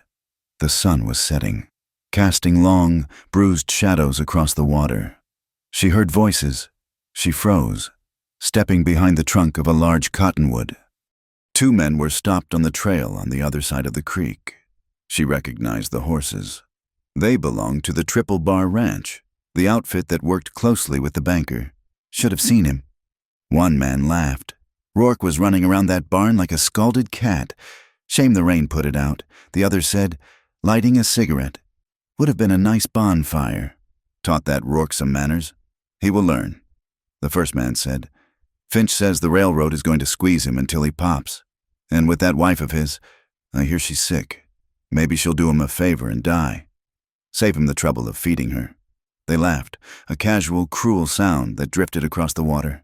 Eliza stood there, trembling, but it was not fear this time. It was a cold, white-hot rage. It started in her belly, in the empty place where her child had been, and it spread through her veins like fire. They had set the fire. They were laughing about it. They were wishing her dead. She walked back to the house. She walked with a purpose she hadn't felt in weeks. She threw the door open. Caleb was sitting at the table, staring at a map, a bottle of whiskey open before him. "I heard them," she said. Caleb looked up, his eyes dull. "Who? The men, by the creek. They admitted it. Caleb, they set the fire. They laughed about it. They said they are going to squeeze you until you break." Caleb's jaw tightened. He looked down at his hands. "I know." "You know?" Eliza asked, her voice rising. "You know they did it. And you are sitting here? What do you want me to do?" "Eliza," Caleb asked wearily, "right out there and shoot them?" "Yes," she cried. "Fight back. Go to the sheriff. Drag them into the street. Do something. The sheriff is on Finch's payroll," Caleb shouted, slamming his hand on the table. "If I ride out there and start shooting, I hang, or I go to prison. And then where are you? Alone, starving." "So we do nothing?" Eliza screamed, tears streaming down her face. "We let them burn us? We let them kill our baby?"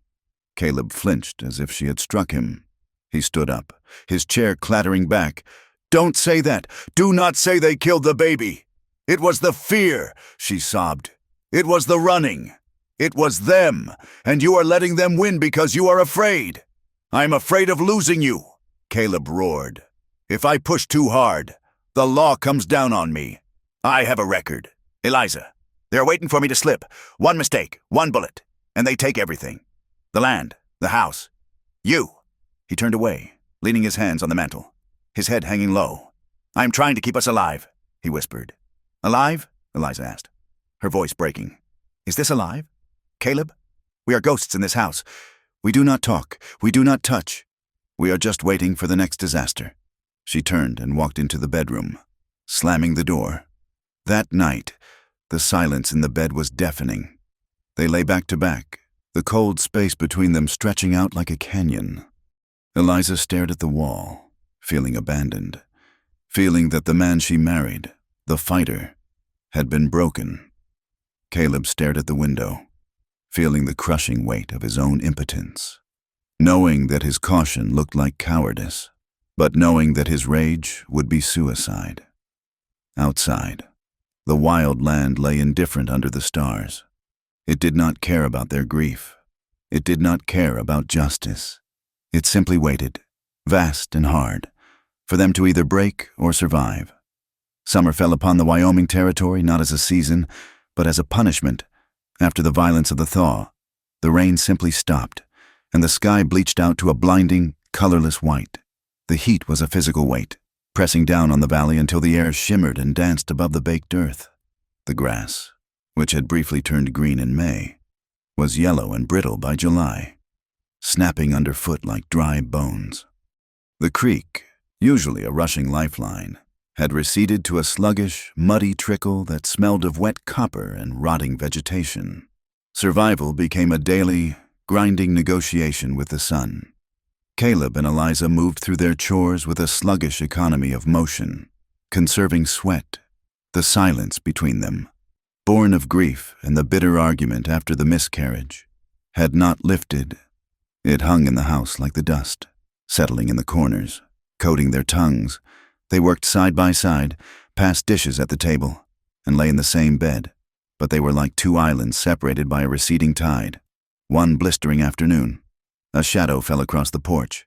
Eliza was shelling peas into a tin bowl, her fingers moving mechanically. She looked up to see a man standing by the water trough.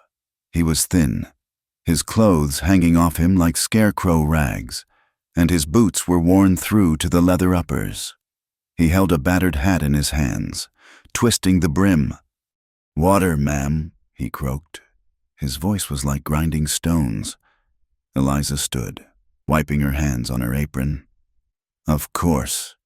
She drew a dipper of cool water from the pump and brought it to him. He drank it in one long, desperate pull, the water streaming down his dust-caked beard. "Thank you," he gasped, handing the dipper back. "Name is Jedediah." "Just passing through. You look like you have walked a long way." "Jedediah," Eliza said, "sit. I have coffee on the stove. It is hot, but it is strong." The man hesitated, then sank onto the edge of the porch as if his strings had been cut. Eliza brought him a mug of coffee and a leftover biscuit. He ate with the frantic speed of a stray dog. Caleb rode in 10 minutes later, his horse lathered despite the slow pace. He tied the gelding to the rail and eyed the stranger with suspicion. "Who are you?" Caleb asked, his hand resting near his hip.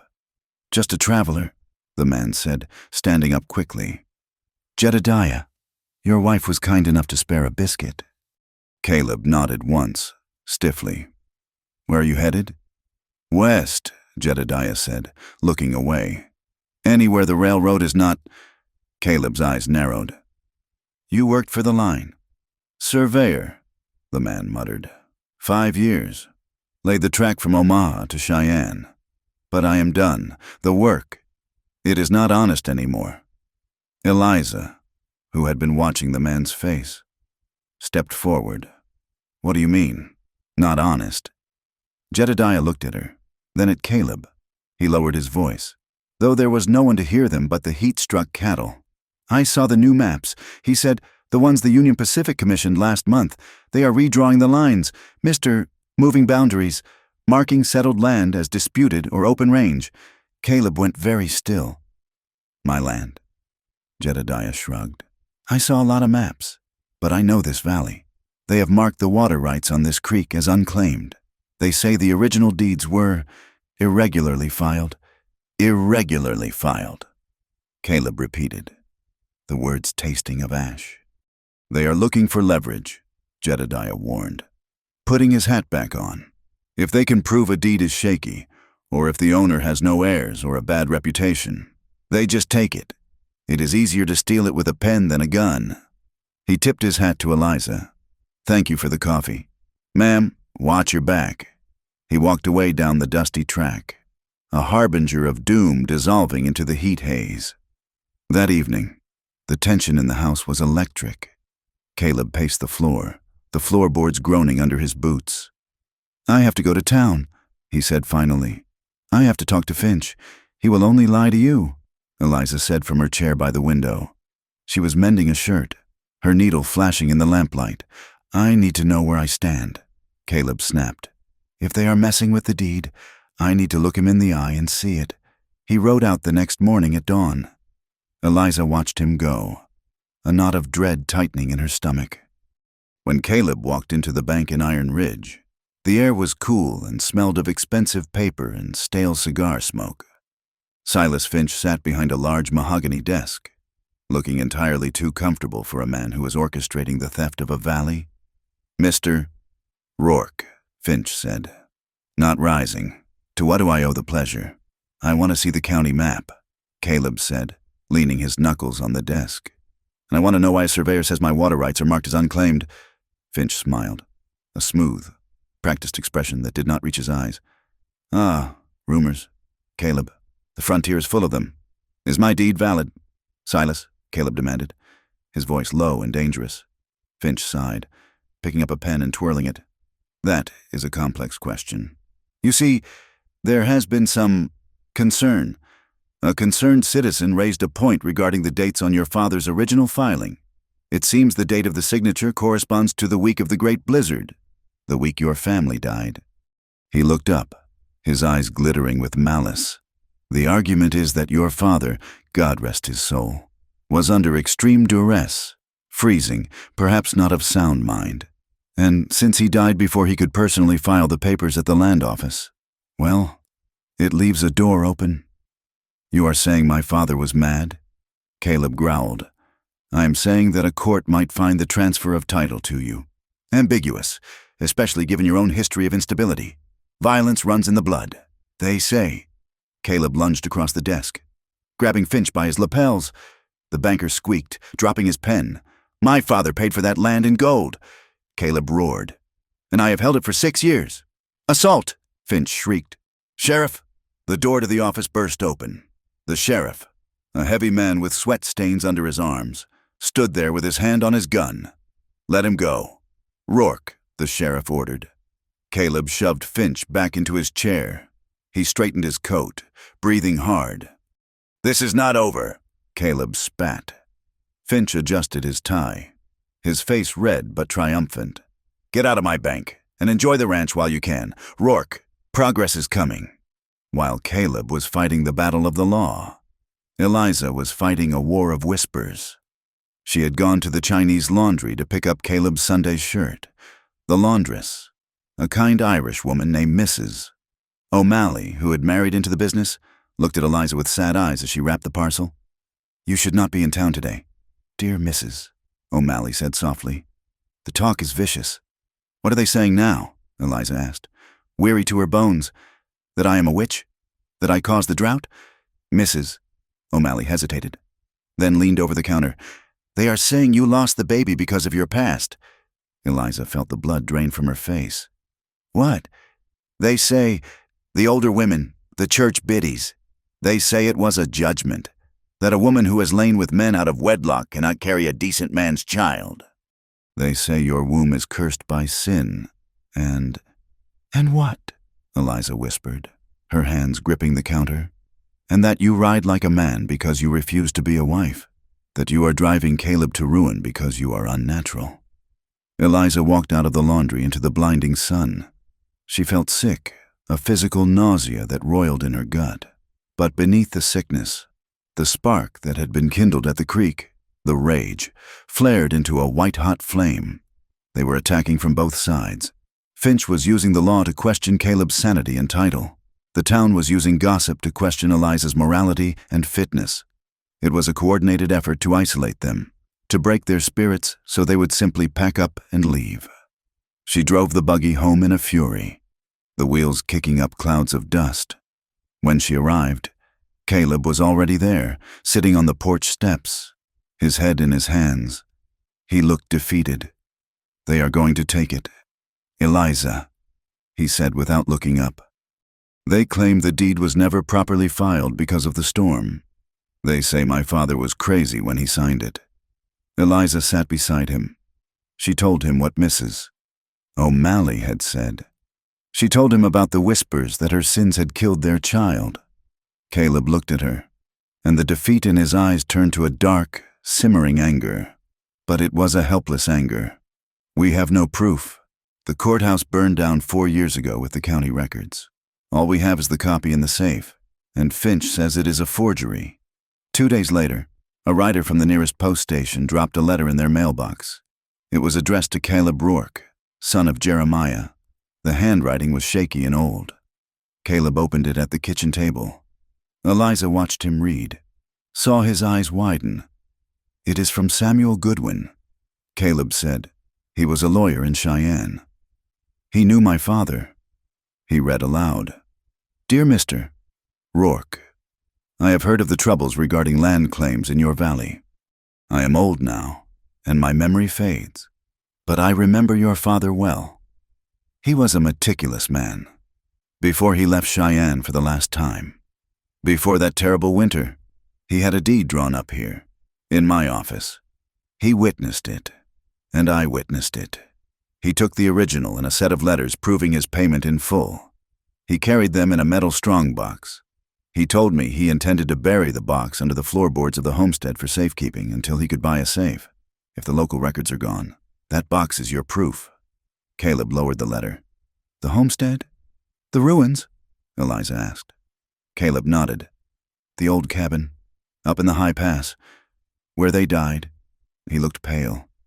He had not been back to that spot since the day the bodies were brought down. It was a place of ghosts. "We have to go," Eliza said. Caleb shook his head. "It has been 6 years. The cabin burned a year after they died. Lightning. There is nothing left but ash and rot." "The letter says he buried it under the floorboards," Eliza insisted. "Metal survives fire. Caleb, if that box is there, it proves everything. It proves your father was sane. It proves the land is ours." Caleb looked at her, fear warring with desperation in his eyes. "It is a hard ride, Eliza, steep, and you are still healing." "I can ride," she said firmly, "and I'm going with you. We do this together." They set out at first light. The heat was already rising, but as they climbed higher into the foothills, the air grew thinner and cooler. The trail was treacherous, a narrow ribbon of loose shale clinging to the side of the mountain. Caleb rode the bay gelding, his posture rigid. Every turn of the trail, every rock formation, seemed to drag a memory out of him. Eliza rode the mare behind him, watching his back. She could see the tension in his shoulders, the way he kept one hand near the horn of his saddle as if bracing for a blow. They reached the ruins just after noon. It was a desolate place. The stone chimney stood like a tombstone against the sky. The rest of the cabin was a blackened scar on the earth, a jumble of charred beams and collapsed walls, half buried in 6 years of scrub growth and dirt. Caleb dismounted. He stood looking at the wreckage, his breathing shallow. "This is where I left them," he whispered. "I said I would come back." Eliza dismounted and went to him. She took his hand. "You did come back. Caleb, you are here now." She led him toward the ruin. Where was the main room? There. Caleb pointed to a depression in the earth, near the chimney. They began to dig. They had brought shovels, but the space was too tight, cluttered with debris. They used their hands, pulling away charred wood and stones. The soot coated their skin, turning them black. The dust clogged their throats.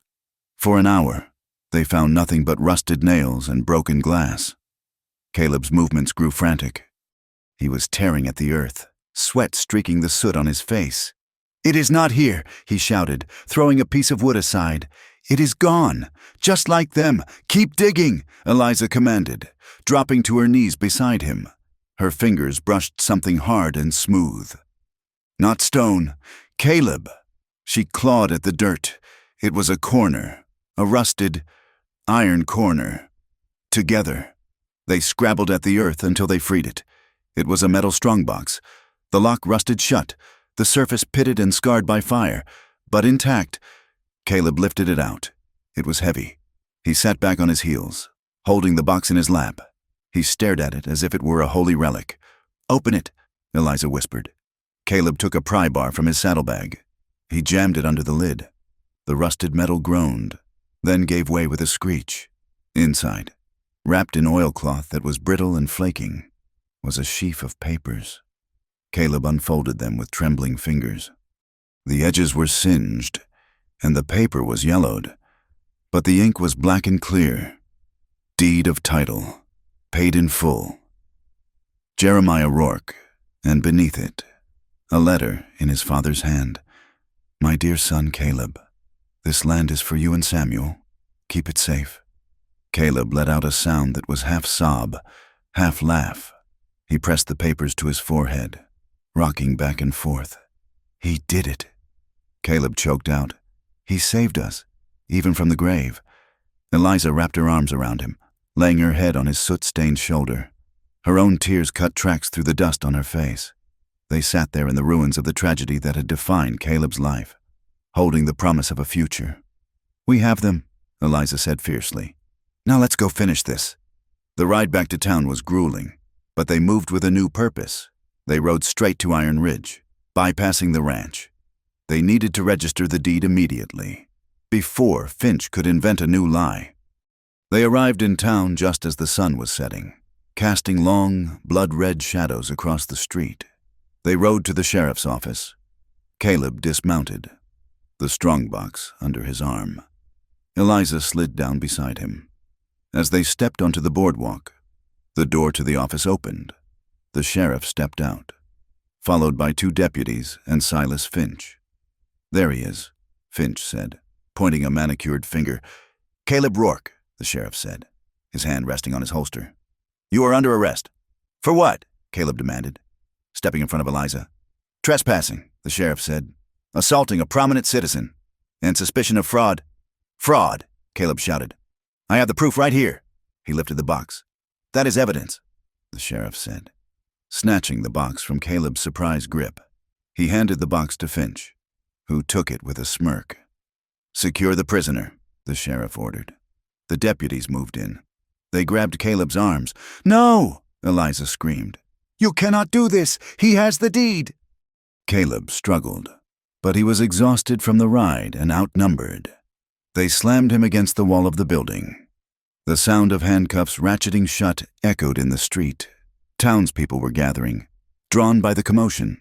They whispered behind their hands. "Violence is in his blood," a woman murmured. "I told you."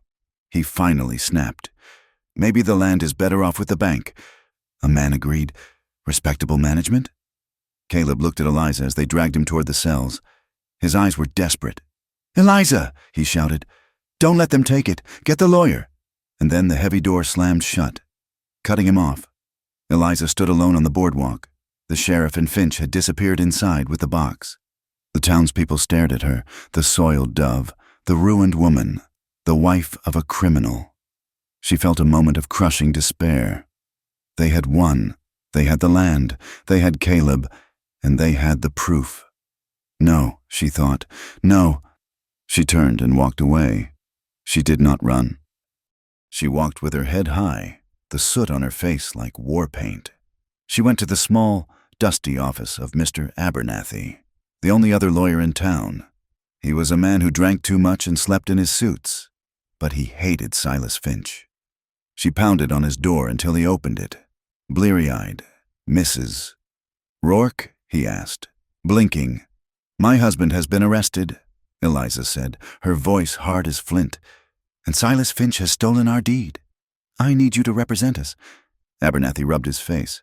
"Finch owns the judge." "Ma'am, Judge Holloway rides circuit. He likes fine whiskey and easy verdicts. I do not care what he likes," Eliza said. "I care about the truth. Will you help me?" Abernathy looked at her, at the dirt on her clothes, the fire in her eyes. He sighed, then stepped back. "Come in, Mrs. Rourke. Tell me everything." For the next 2 days, while Caleb sat in a stifling cell, Eliza Rourke became a ghost haunting Iron Ridge. She visited the Chinese laborers' camp down by the tracks. She found Chen, a quiet man who had worked on the survey crew. He was terrified, but Eliza sat with him for hours, speaking gently, until he agreed to write a statement about the redrawn maps. She went to Mrs. O'Malley at the laundry. "I need you to testify." Eliza said, "Oh, dear, I cannot." "Mrs. O'Malley said, wringing her hands. "My husband. You heard the women." Eliza said, "You heard them plotting to spread the rumors. You heard them say they wanted to drive us out. That is conspiracy." "Mrs. O'Malley, it shows malice. Please, for the truth." "Mrs." O'Malley looked at Eliza's desperate face and nodded slowly. Eliza tracked down Jedediah, the drifter. He was camped by the river, ready to move on. She bribed him with her wedding ring, the only thing of value she had left, to stay one more day and speak to the judge about what he saw in the map room. On the day of the hearing, the courtroom was a furnace. The windows were open, but the air was still and thick with the smell of sweat, tobacco, and dust. Flies buzzed lazily against the glass. Every seat was taken. The town had turned out for the show. Caleb was brought in. He looked gaunt, his face bruised. He had not shaved in 3 days. When he saw Eliza, his eyes lit up with a mixture of relief and sorrow. She took her seat behind him. She wore her plainest dress, washed and pressed. Her hair was pulled back severely. She looked like what she was, a woman holding on by a thread. Judge Holloway sat behind the bench, wiping his bald head with a handkerchief. He looked bored. Silas Finch's lawyer, a slick man named Sterling from Cheyenne, began his opening. He painted a picture of Caleb as a dangerous, unstable loner, a man who had forged documents and attacked a pillar of the community. He painted Eliza as a woman of questionable morals, whose testimony was as reliable as a shifting sand dune. When it was the defense's turn, Mr. Abernathy stood up. He was rumpled, but sober. "I call Eliza Rourke to the stand." A murmur went through the crowd. Eliza stood up. Her legs trembled, but she forced them to move. She walked to the witness chair and sat down. "Mrs. Rourke," Abernathy said, "tell the court about the deed." Eliza took a breath. She looked at Caleb. Then she looked at the judge. "My husband is not a liar," she began, her voice low, "and he is not a thief. We found the original deed buried in the ruins of his father's cabin. We dug it out of the earth with our bare hands." "Objection," Sterling drawled. "We have not seen this alleged deed. The sheriff says the box contained only old letters." "That is a lie," Eliza said, her voice rising. "Sheriff, you took the box. You gave it to Mr. Finch." The sheriff stared at the ceiling. "I recall a box of trash." "Ma'am." Eliza turned back to the judge. She stood up. "Your Honor," she said, "they are trying to steal our land. They cut our fences. They set fire to our barn." She pointed to the back of the room, where the 2 cowhands from the triple bar were sitting, smirking. "Those men there, I heard them laughing about it. Order!" The judge banged his gavel. "I will not be silent," Eliza cried. She turned to face the town. "You look at me and you see a scandal," she said, her voice ringing out in the hot room. "You whisper that I am ruined, that I lost my child because I am a sinner." The room went deadly silent. "I lost my child because I was terrified," she said, tears standing in her eyes but not falling, "because I was run off the road by a storm while trying to defend my name against your vicious gossip." She looked at Mrs.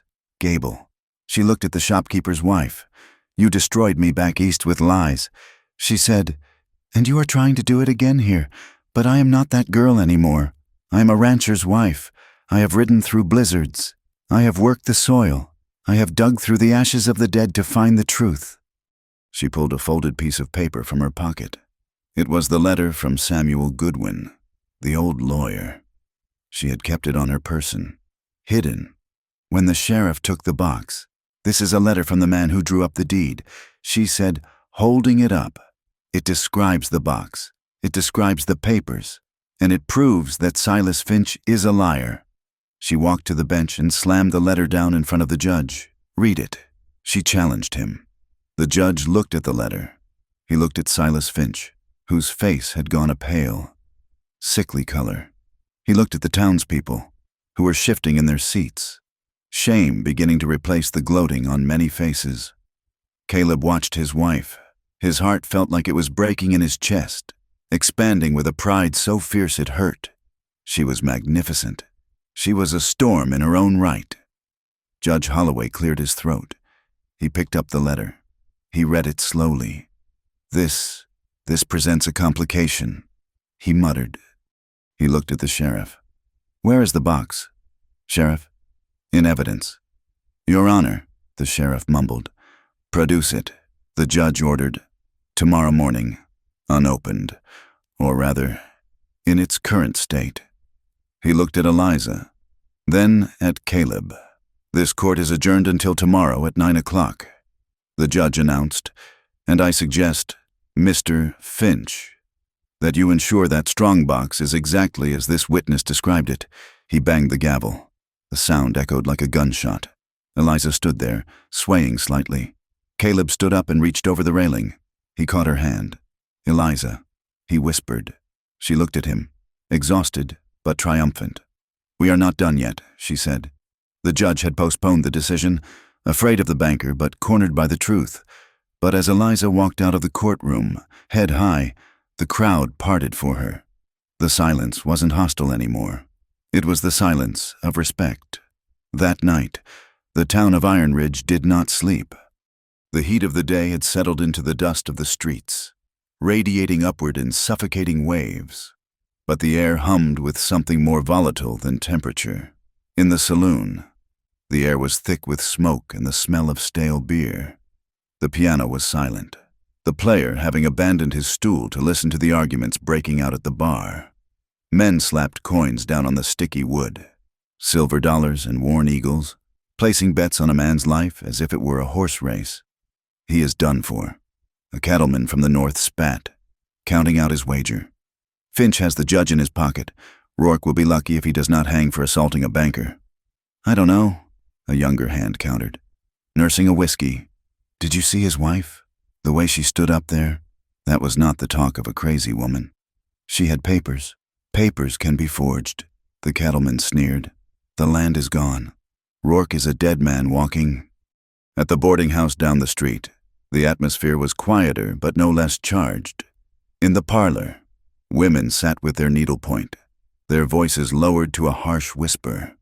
They dissected Eliza's appearance in court, her plain dress, her lack of a hat, the soot that had still been faintly visible on her neck. To speak so boldly. Mrs. Gable sniffed, stabbing her needle into the hoop. In front of the men. It is unseemly. A decent woman would have let the lawyer speak, or perhaps a decent woman fights for her home, a quiet voice said. The women turned. It was the laundress, Mrs. O'Malley, who had delivered clean sheets earlier and lingered. She dug that box out of the ground with her bare hands. Mrs. O'Malley said, facing them down. I saw her hands. They were bleeding. That is not shame. Mrs. Gable, that is grit. Silence descended on the parlor, uncomfortable and heavy. High above the street, in a small, stifling room rented above Mr. Abernathy's law office. Eliza Rourke lay awake.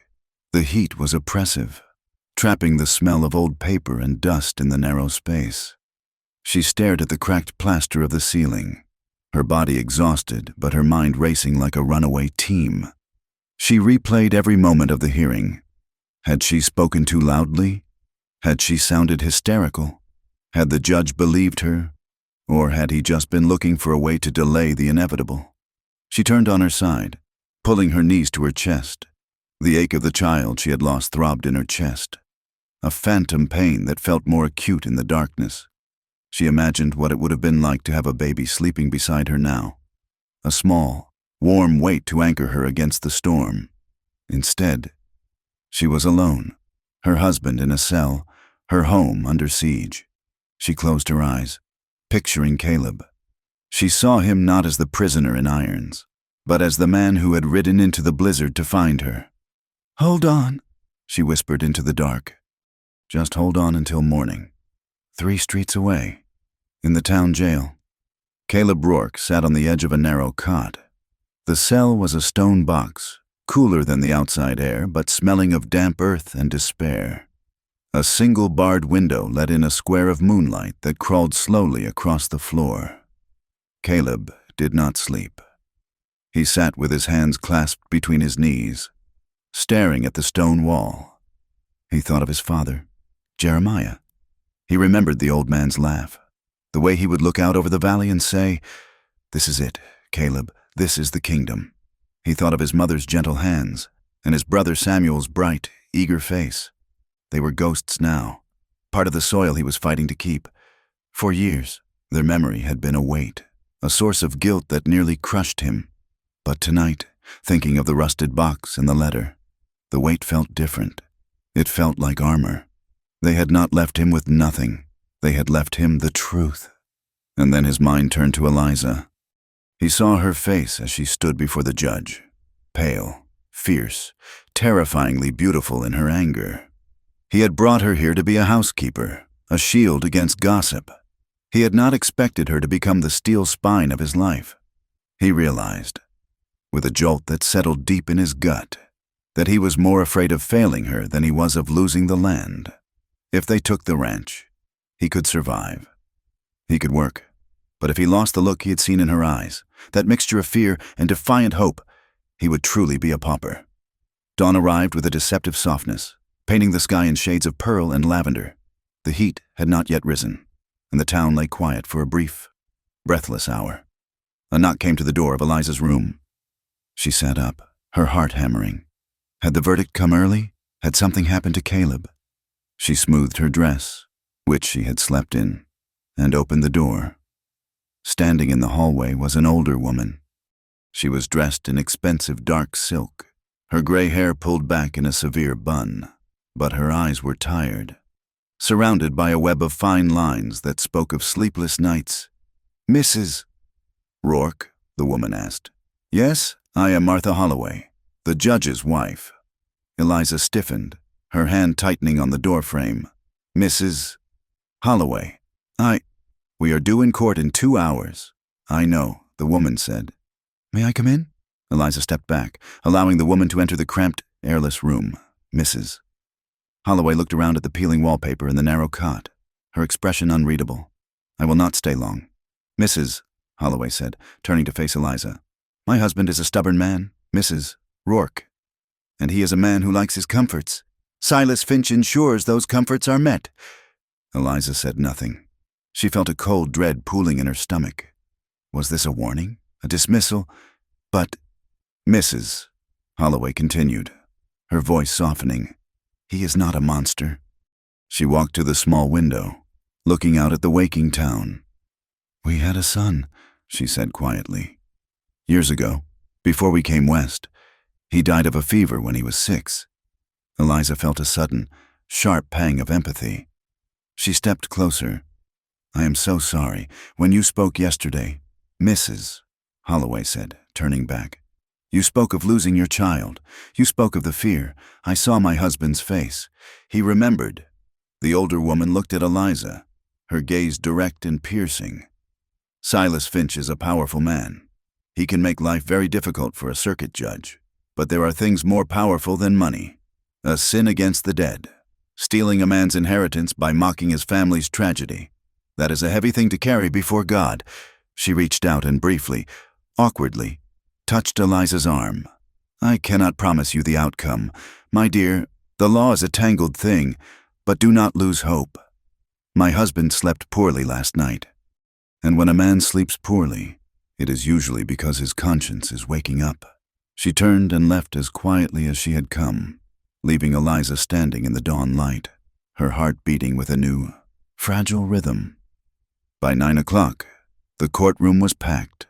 Men stood shoulder to shoulder along the back wall. The air was already stifling, smelling of sweat and tobacco. When the bailiff called, "All rise," the room went silent. Judge Holloway walked in. He looked tired. There were dark circles under his eyes, and he moved with a heaviness that had not been there the day before. He sat down, arranging his robes, and looked out over the court. He looked at Silas Finch, who sat with his lawyer, smug and polished. He looked at Caleb, who stood in the prisoner's dock, haggard but unbowed. And he looked at Eliza, who sat behind her husband, her hands clasped so tightly her knuckles were white. The judge picked up a piece of paper. I have reviewed the evidence presented yesterday, Judge Holloway began, his voice gravelly, and I have examined the contents of the strongbox, which the sheriff finally saw fit to produce this morning. He glared at the sheriff, who shifted uncomfortably against the wall. The documents within are old, damaged by fire and time. However, the judge continued, lifting his head, they are legible. The deed is signed, witnessed, and dated. The accompanying letters from the bank in Cheyenne confirm a withdrawal of funds corresponding to the purchase price. Silas Finch stood up. Your Honor, this is preposterous. Those papers are clearly forgeries planted by— Sit down, Mr. Finch, the judge roared, slamming his gavel. Finch sat, his mouth snapping shut. The court finds, the judge said, lowering his voice to a steely calm, that the title to the Rourke claim is valid. The land belongs to Caleb Rourke, by right of inheritance and purchase. A gasp rippled through the room. Furthermore, the judge continued, regarding the charges against Mr. Rourke, the charge of trespassing is dismissed, as a man cannot trespass on his own land. The charge of assault? Well, given the provocation and the questionable nature of the foreclosure attempt, I find that Mr. Rourke acted in defense of his property. Charges dismissed. Caleb let out a breath, a long, shuddering sound that seemed to empty his lungs. One final matter, the judge said, fixing his eyes on the banker. Mr. Finch, I have heard disturbing testimony regarding cut fences, arson, and intimidation. Let me be clear. If one more fence is cut, if one more fire is set, if Mr. Rourke or his wife are harassed in any way, I will not look for a culprit. I will look at you, and I will bring the full weight of the territorial court down upon this bank. Do I make myself clear? Finch was pale, his hands gripping the table. Crystal, Your Honor, case closed. The judge banged the gavel and stood up, sweeping out of the room without a backward glance. For a second, there was silence. Then, the room erupted. The sheriff moved to the dock, looking sullen. He unlocked the cuffs on Caleb's wrists. The metal clattered to the floor. Caleb rubbed his wrists, wincing as the blood rushed back. He did not look at the sheriff. He did not look at the crowd. He turned slowly to face the gallery. Eliza was standing there. She was trembling, tears streaming silently down her face. They stared at each other across the railing. The distance was only a few feet, but it felt like miles, miles of grief, of silence, of the walls they had built to protect themselves from the pain of their loss. Then, Caleb moved. He vaulted over the low railing, ignoring the gasp of the crowd. He crossed the space in 2 strides. Eliza! He pulled her into him. It was a collision. He wrapped his arms around her, burying his face in her neck, holding her so tightly her feet almost left the floor. Eliza clung to him, gripping his coat, sobbing into his chest. They did not care that the town was watching. They did not care that Finch was glaring at them with hatred. They held on to each other with a desperate, shaking fierceness. 2 survivors clinging to the only wreckage that mattered. "We did it," Caleb whispered into her hair, his voice breaking. "We did it." They walked out of the courthouse 10 minutes later, into the blinding glare of the mid-morning sun. The sky was a hard, brilliant blue, vast and indifferent. They stopped on the bottom step. The crowd was dispersing, people casting curious, almost respectful glances at them as they passed. Eliza took a deep breath, wiping her eyes. "I was afraid," she said, looking out at the dusty street. "Of the trial?" Caleb asked. "No, of you." She turned to him. "I was afraid you would hate me for standing up there, for telling them everything. My past, the baby. I dragged our pain out into the street for everyone to see. I thought you would never forgive me for exposing us like that." Caleb looked at her, shocked. He reached out and took her face in his hands, his thumbs tracing the line of her cheekbones. "Eliza, look at me." She met his eyes. They were dark and warm, stripped of all the shadows that had haunted them for months. "I was afraid too," he confessed. "I was afraid I had asked too much of you. I brought you to this hard, violent place. I tied you to a man with a target on his back. I thought I was destroying you, that I was selfish to want you here when all I could offer was danger and scorn." He leaned his forehead against hers. "I am sorry," he whispered. "Not for loving you, but for shutting you out, for letting the grief build a wall between us. I thought I was protecting you by staying silent. I was wrong. I was wrong too," Eliza said, her voice trembling. "I thought I had to be strong alone. I thought my pain was a burden you did not want. We were fools," Caleb said, a small, wet laugh escaping him. "Yes." Eliza smiled, leaning into his touch. "We were—" They stood there for a long moment, the sun warm on their faces. The apology was simple, halting, but it carried the weight of the blizzards, the fires, and the long, cold nights. It was the foundation of something new. "Let's go home," Caleb said. The return to the ranch was not a parade. It was a slow, quiet ride. When they arrived, the signs of the struggle were still there. A fence post near the road had been smashed, likely by a frustrated heavy boot on the way out of town. In the distance, they heard the crack of a rifle, a warning shot from a poacher or a disgruntled neighbor, a reminder that not everyone was happy with the verdict. But there were other signs, too. As they rode up to the main gate, they saw that the hinge, which had been hanging loose for weeks, had been repaired with fresh wire. A neighbor, likely old man Miller from the next valley, must have stopped by, and on the porch, sitting in the shade, was a burlap sack. Caleb dismounted and checked it. It was winter wheat seed, high quality. There was no note. "Change comes slow," Caleb said, running his hand over the rough burlap. "But it comes." Summer mellowed into autumn. The brutal white heat gave way to a golden, hazy light that turned the valley into a bowl of amber. The cottonwoods along the creek turned a brilliant, trembling yellow. They threw themselves into the work of rebuilding, but it was different now. It was shared. They spent days hauling rocks to reinforce the eroded creek bank, working shoulder to shoulder in the cooling mud. They patched the roof of the barn, Caleb hammering while Eliza passed him the shingles. Inside the house, small things changed. Caleb brought home a rocking chair from town one day, setting it by the fire without a word. Eliza built a rough shelf for her few books, reclaiming a corner of the room for her mind. Caleb replaced the latch on the door with a sturdy iron bolt, not to keep people out, but to keep the peace in. Their intimacy deepened with the season. The frantic need of the storm and the awkward silence of the grief were gone. Nights by the fire became a time of quiet talking, of whispered dreams. They touched more, a hand on a shoulder while pouring coffee, a brush of fingers passing the reins. Each touch was colored by the knowledge of how close they had come to losing it all. Eliza initiated these moments more often now.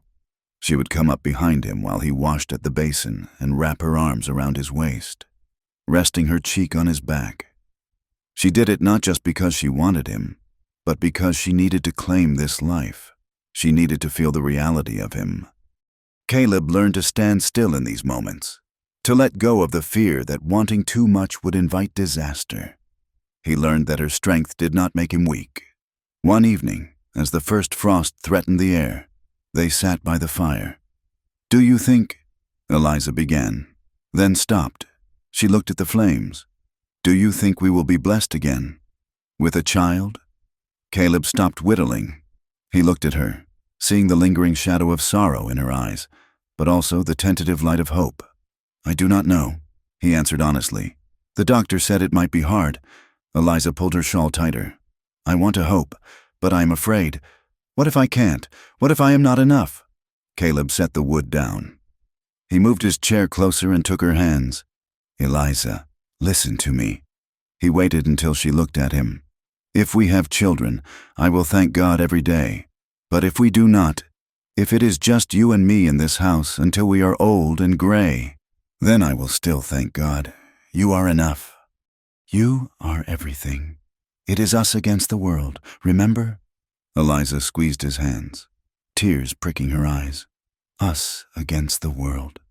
A week later, the evening was crisp, the air smelling of pine resin and coming snow. The sun was sinking behind the granite hills, painting the sky in aggressive strokes of dusty gold, violet, and rose. Caleb came into the house. "Put your boots on," he said. "Why?" "I want to show you something." He had saddled the horses, the bay gelding for himself and the roan mare for her, but he had put the western saddle on the mare. Eliza swung up into the seat. She did not need help anymore. She settled into the leather, adjusting her stirrups with the ease of a woman who had spent months in the saddle. She wore her worn trousers and her canvas coat, her hair tied back in a loose braid. They rode away from the house, up a deer trail that climbed the steep ridge behind the barn. It was a rough path, rocky and narrow, but Eliza rode with confidence, her body moving in rhythm with the mare, trusting the animal, trusting herself. The wind tugged at her hair, cold and clean. They reached the top of the ridge as the sun touched the horizon. Caleb pulled up. "Look!" Eliza stopped beside him. The view was staggering. The entire ranch was spread out below them like a quilt. She could see the house, small and gray, with smoke curling from the chimney. She could see the barn, the crisscrossing lines of the fences they had repaired, the dark dots of the cattle grazing on the autumn grass. She could see the creek, glinting like a vein of silver in the dying light. It was rough.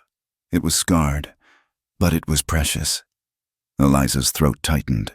She took it all in, the vastness, the silence, the sheer scale of the land that had tried to break them and failed. She turned to Caleb. He was watching her, his face illuminated by the golden light, a quiet pride in his eyes. She laughed, a breathless sound that was snatched away by the wind.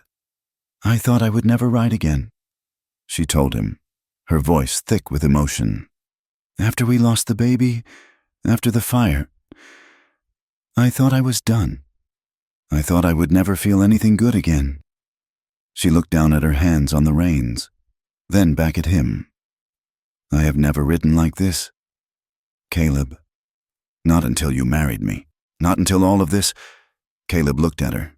He saw the woman she had become, forged in the fires of scandal and survival. He saw the partner who had dug up his father's legacy, I used to think this land had taken everything from me, he said, his voice rough. My parents, my brother, my name. I hated it. Eliza. I fought it every day. He reached out and covered her hand with his own. But now I see that it gave me you. Eliza turned her hand over, interlacing her fingers with his. Their gloves were worn, their grip strong. Our love was not made in a parlor, Caleb said softly. It was forged in storms, in dirt, in blood and tears. That is why it will hold. They sat there for a long time, knees touching, horses blowing softly in the cooling air. The silence between them was not empty.